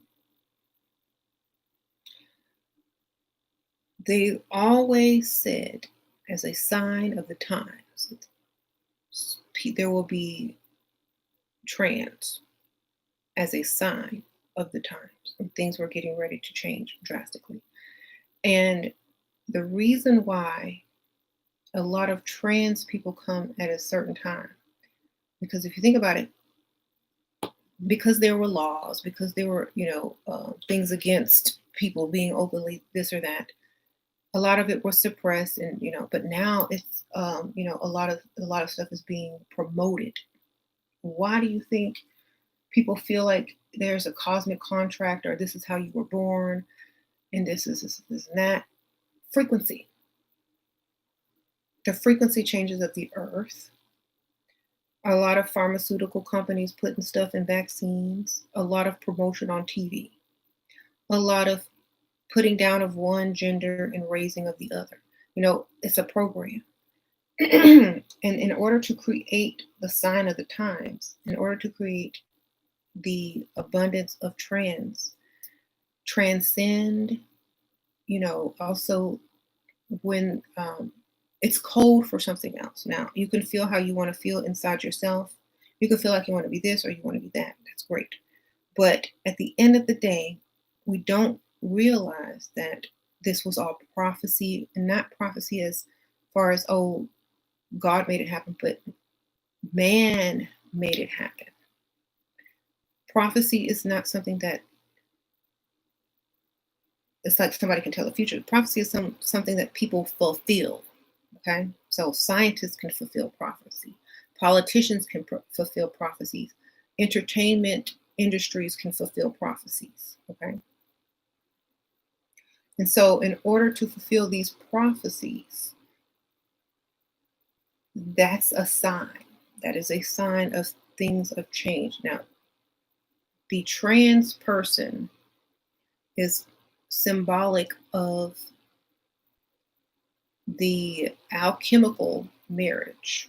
Okay, the alchemical marriage, the masculine and the feminine combined, the two becoming one, the two worlds colliding.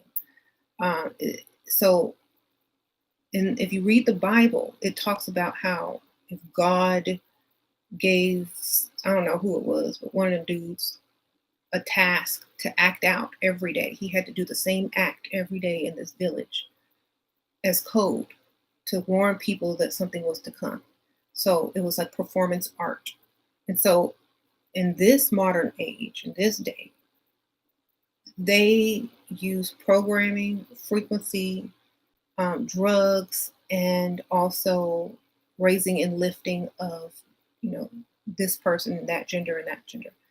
And also by giving certain examples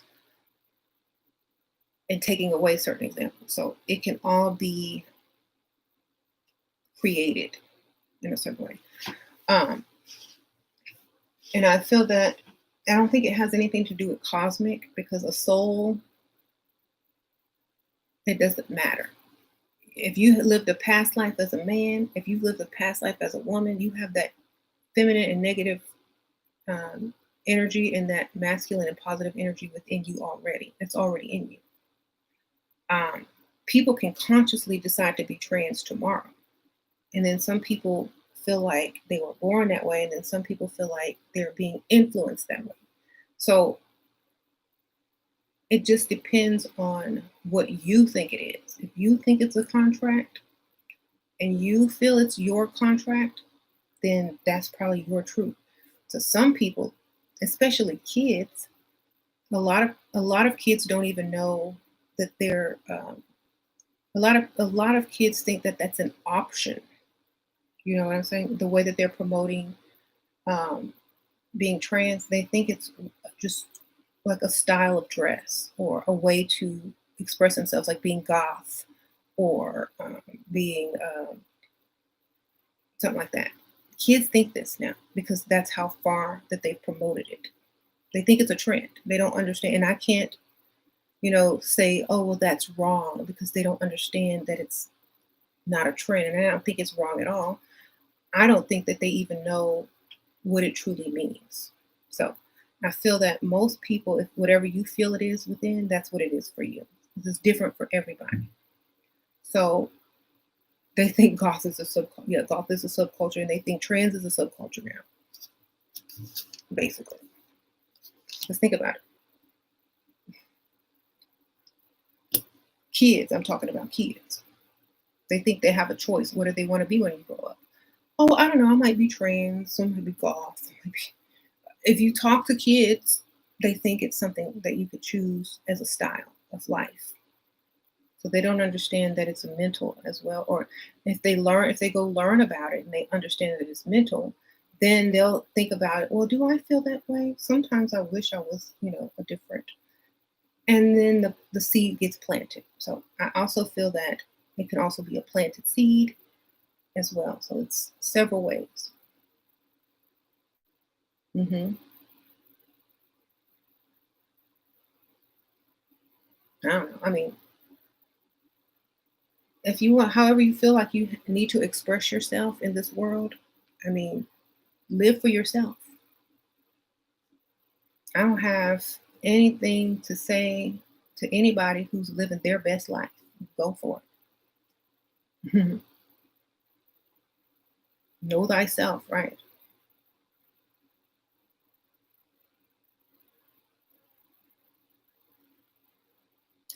Um, any tips on letting go of addictions? Yes, let go. Don't ever think that here's my thing. Most people don't ever call it an addiction. That's one. Don't ever call something an addiction. Don't ever say that you're attached to something. Words are powerful. If you never say that you're addicted to something, if you never say that you're attached to something, it's easier to give it up, because you're not mentally attached to it anymore, because you were never a smoker. You were never a drug addict. You were never an alcoholic, ever. You were never that. You were just choosing to drink that day. You were just choosing to use drugs that day.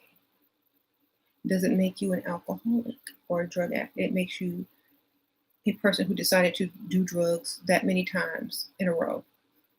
You see, the freeness of it, you don't have to say, I'm addicted to something. You could say, oh, I did that yesterday. Don't mean you're going to do it today or tomorrow. So never, and don't, that's the first rule in the stupid Alcoholics Anonymous stupid 12-step program. when people have to say that they're an alcoholic and live like an alcoholic for the rest of their lives or whatever, it's because they're working backwards. If you never said you were an alcoholic in the first place, you would never be an alcoholic, and you could decide right now that you don't want to drink today. I'm not an alcoholic. I don't even feel like drinking today, so I'm not drinking today. But I'm not an alcoholic, and so that's what you say. You don't you don't give yourself a boundary or a limit or a title of something that you don't even want to be. Do you want to be this? No. So why are you admitting that you are?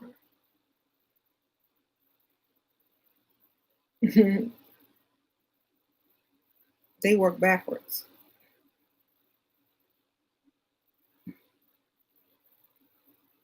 hmm It's a very unique life experience, but on the soul level, very intense. Your experience, understand both sides of third dimension gender in one life, right? You can understand both sides um, as well by also going undercover. Y'all know them undercover bosses. They know the other side of their workers. But to understand, if the goal is to understand both sides, then it can be done on purpose. But if that's just the side effect of it, then that's still an added bonus still. But one can never be the other. They can either be both or the one that they are, but you can never be the one that you're not. You can only experience life as an undercover boss, as one. You know what I'm saying? So there y'all go. Do you know the Bible is full of humor? I'm sure it is. Like, I could never fully understand what it would be to be a man if I decided to be a man. And I could never. I don't have the hormones of a man. I don't. If I'm getting a weak spot, I'll quickly divert back to my feminine energy to where I know I can, use that to get what I need to get. So I wouldn't be able to experience it fully because I'd have a way out. And there's no way out. That's when you got it fully.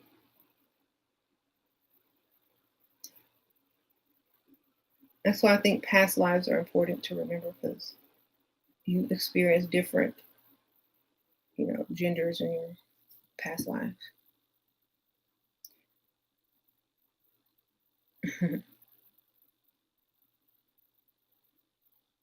I want a mansion, $3 million, and a wife that looks like she Illuminati. Where you at? You gonna have to. Y'all crazy, but thank you for the compliment. Sprinkle, sprinkle.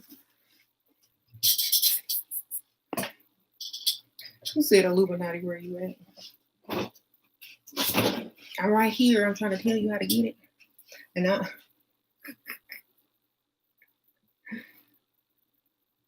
right.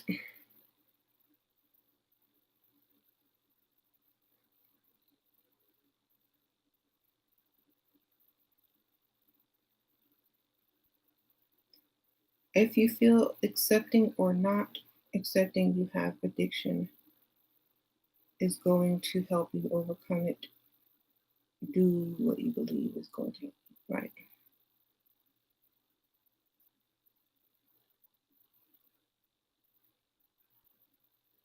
Anyway, I'm gonna go.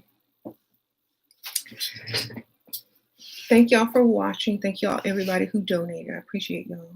Y'all can hit the thumbs up. And that will be just great too. I appreciate y'all.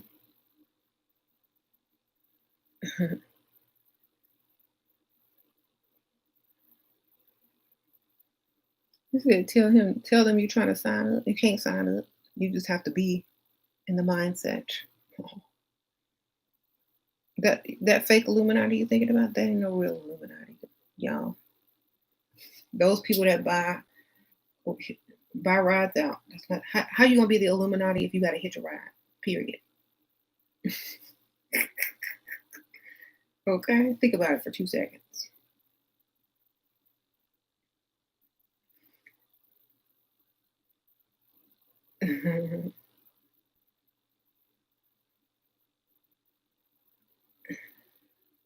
What are y'all talking about Drake for? You said I'm a counselor. Hmm. What? We should decode future song mask off. Yeah, mask off. I can breathe. Can't use that magic with that mask on, baby.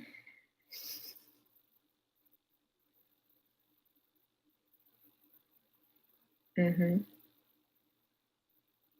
That new show bites off Bobby Hemmett. What new show?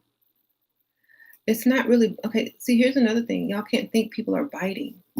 This knowledge is ancient.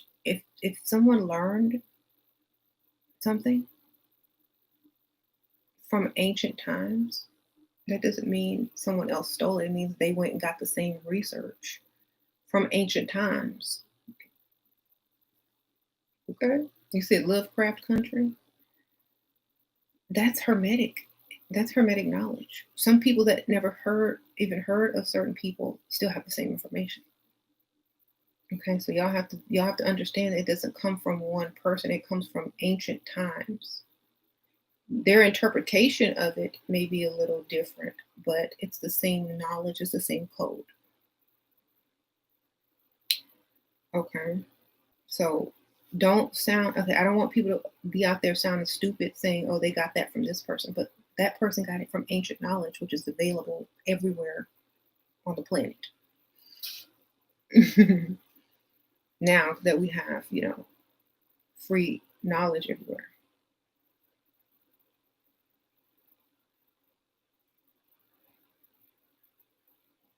What are good sources of hermeticism? Just go and research and see what pops up for you. There's so many different sources. See what calls out to you. There's so many. Emerald tablets of Thoth, the Corporium Hermeticum, just alchemy, ancient Egyptian symbolism. Just go back there. Go all the way back to ancient Sumeria if you have to. Forbidden Knowledge TV, has all those backstories and teachings, ancient mystery schools, all that. Y'all can join. I do have the link below. It's like a free 3-day trial. It's like spiritual Netflix. But y'all go ahead. Y'all can join through my link below. It's like a free 3-day thing. You can watch as much as you want. But definitely, you got to start to seek that knowledge and not think people steal from other people. No, that knowledge has been there. Only people that ever stole knowledge is the people that stole knowledge from the original owners of the knowledge and then kept that knowledge from them. So, but now it's back and ready to be learned. So learn as much as you can.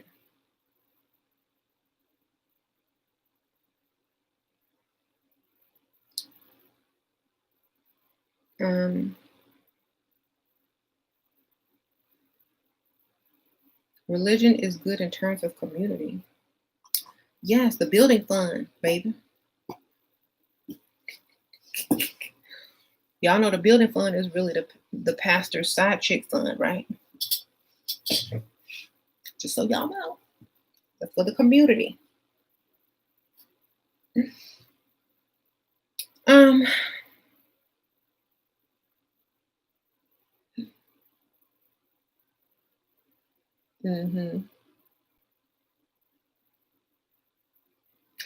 I don't think you need religion to have a strong community. I think you just have to have a common goal. If they use religion to create the common goal, then so be it.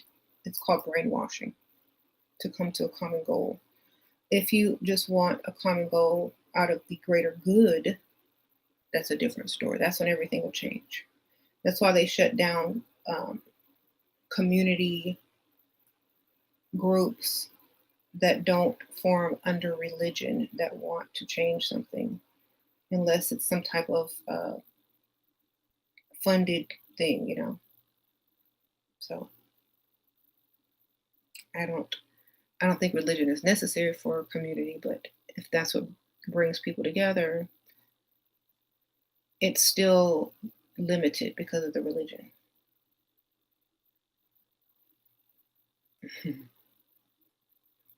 Because you can't really be in a group unless you believe the same thing, and that's not a real community because there's people that are not of that religion in that community. It's just a bunch of people that agree with each other on the same thing, and it's just another box to be stuck in with a bunch of other people. Hmm. Right. Did I see where a bunch of black families bought a bunch of acres and started their own community in Georgia? I did hear about that. Yes. I thought that was good. Hmm. I, you said you would convert over to Judaism just for the community? You don't have to convert to anything. They all believe the same thing.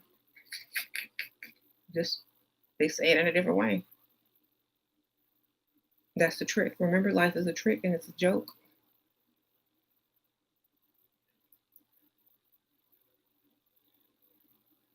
When our low frequency friends and family start dying as we shift higher and we miss them, or will we miss them or will not even notice they're gone? I think that you would miss them after the funeral. Everybody mourns, but I don't think that, you know, I think if you know why, it will be less painful.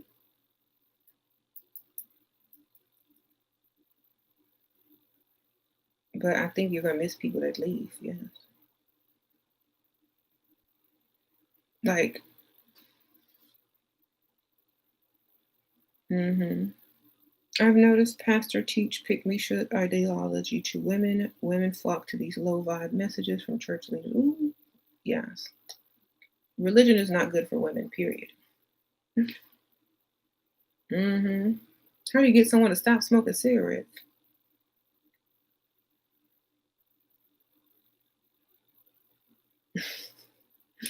Are they your significant other? Are they someone special in your life? Or just somebody you want to stop smoking? People don't stop smoking if they're like, unless the doctor tells them they're gonna die, unless they want to stop smoking on their own.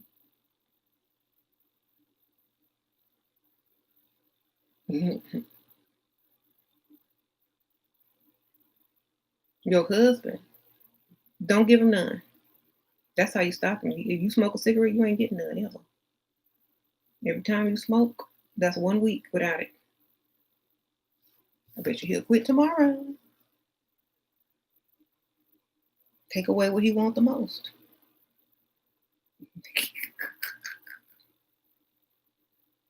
If I see you smell like cigarettes, you can't get none.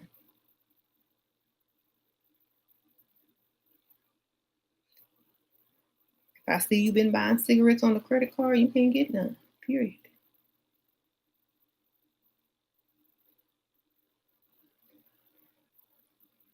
Oh.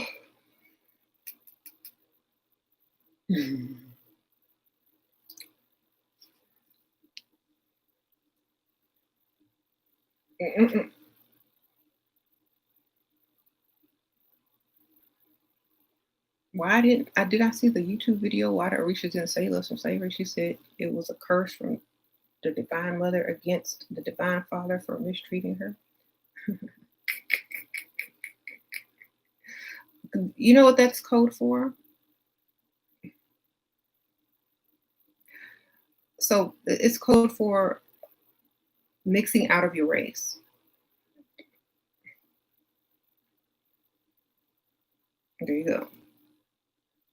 And so the slavery, what did slavery do? It took Black people to lands with other races so that they could mix up. Everything is about mixing. Every religion is about mixing race. Every religion is about getting melanin. I told you this. And so was slavery. Slavery was to take melanin over to a new land and get to add more melanin. Even in the Bible, it says, I will scatter my seeds among you and all of that. The whole thing with the Lebanon explosion was about how they treat Black people and how they separate. They were supposed to all mix up. Everybody's supposed to be. It says, I will level the cedars of Lebanon.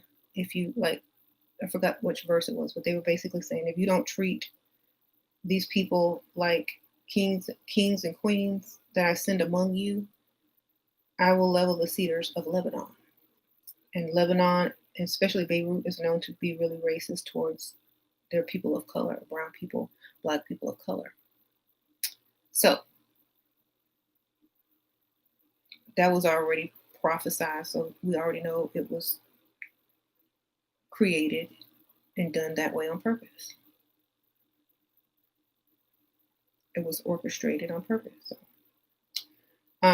So what she was saying is that the story of, the Black man procreating with Neanderthals or different races of people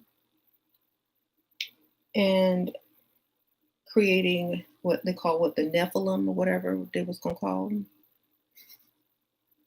That's what they're talking about. And so in order to free all of the children who that were created by the with what she called the divine father treating the divine mother bad, which means betraying her. Everybody got to mix up in order to be free. So she said, okay, well, here you go. That's what the story was about. It's all code for everybody has to mix. That's the agenda anyway. Thank you, Digital Realm. What is your view on the red skies on the West Coast? Book of Enoch, it's in there. Prophecy. Executed prophecy. It will burn like that forever. Not nonstop, but every year it will do the same and it will get worse each year. It's also going to do that in Australia. If you read the Book of Enoch, it tells you. It doesn't say California or Australia. They use code words. They say like all the way to the west, towards the end of the land, there's fire burning forever. That's California. Then they say the land with 7 stars or 7 something. Look at the Australian flag. 7 stars. Okay. Will also burn. Enoch saw this from above, and everything was on fire and ablaze. So read the Book of Enoch, full of prophecy, full of telling you what's going to be orchestrated and what's going to keep going on every year. And right, to raise that frequency. Mm-hmm.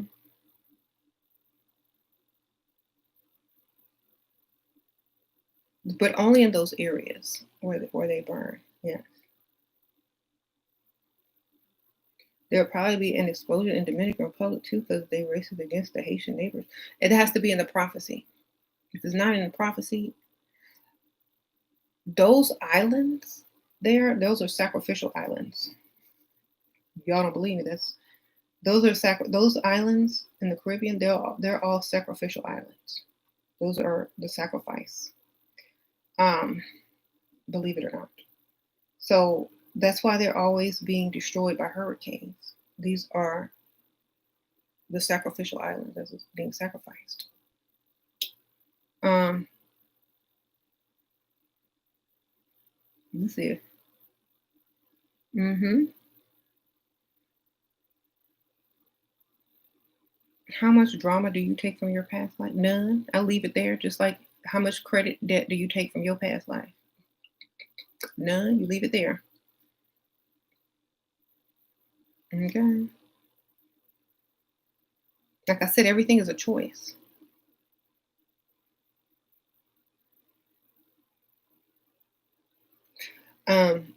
Some people believe that the more well known you are, the more highly you're praised and honored in your past life, is the amount of energy and power you come back with in your next life. So if you do good in your past life, you come back with power. If you just average or whatever, then whatever you come back whatever it's average, whatever you want to come back as. Or if you don't care and you just create as you go, then the same thing. You create, you write it. Hmm.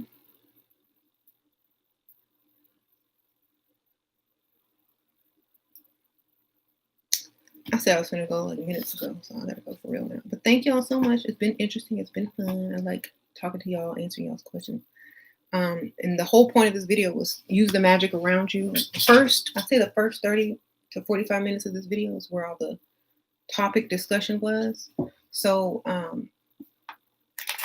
you don't have to watch this whole video, but if you just like to, I'd appreciate it. You could watch it while you get dressed, while you put your makeup on, while you shave, and take a bubble bath or whatever. Because I know it's long. But I'll see y'all on the next one, and I'll probably try to put up more polls to see what y'all want to learn about, or for us to discuss, or for us to consider. That way, everybody will be happy. See y'all later. Bye.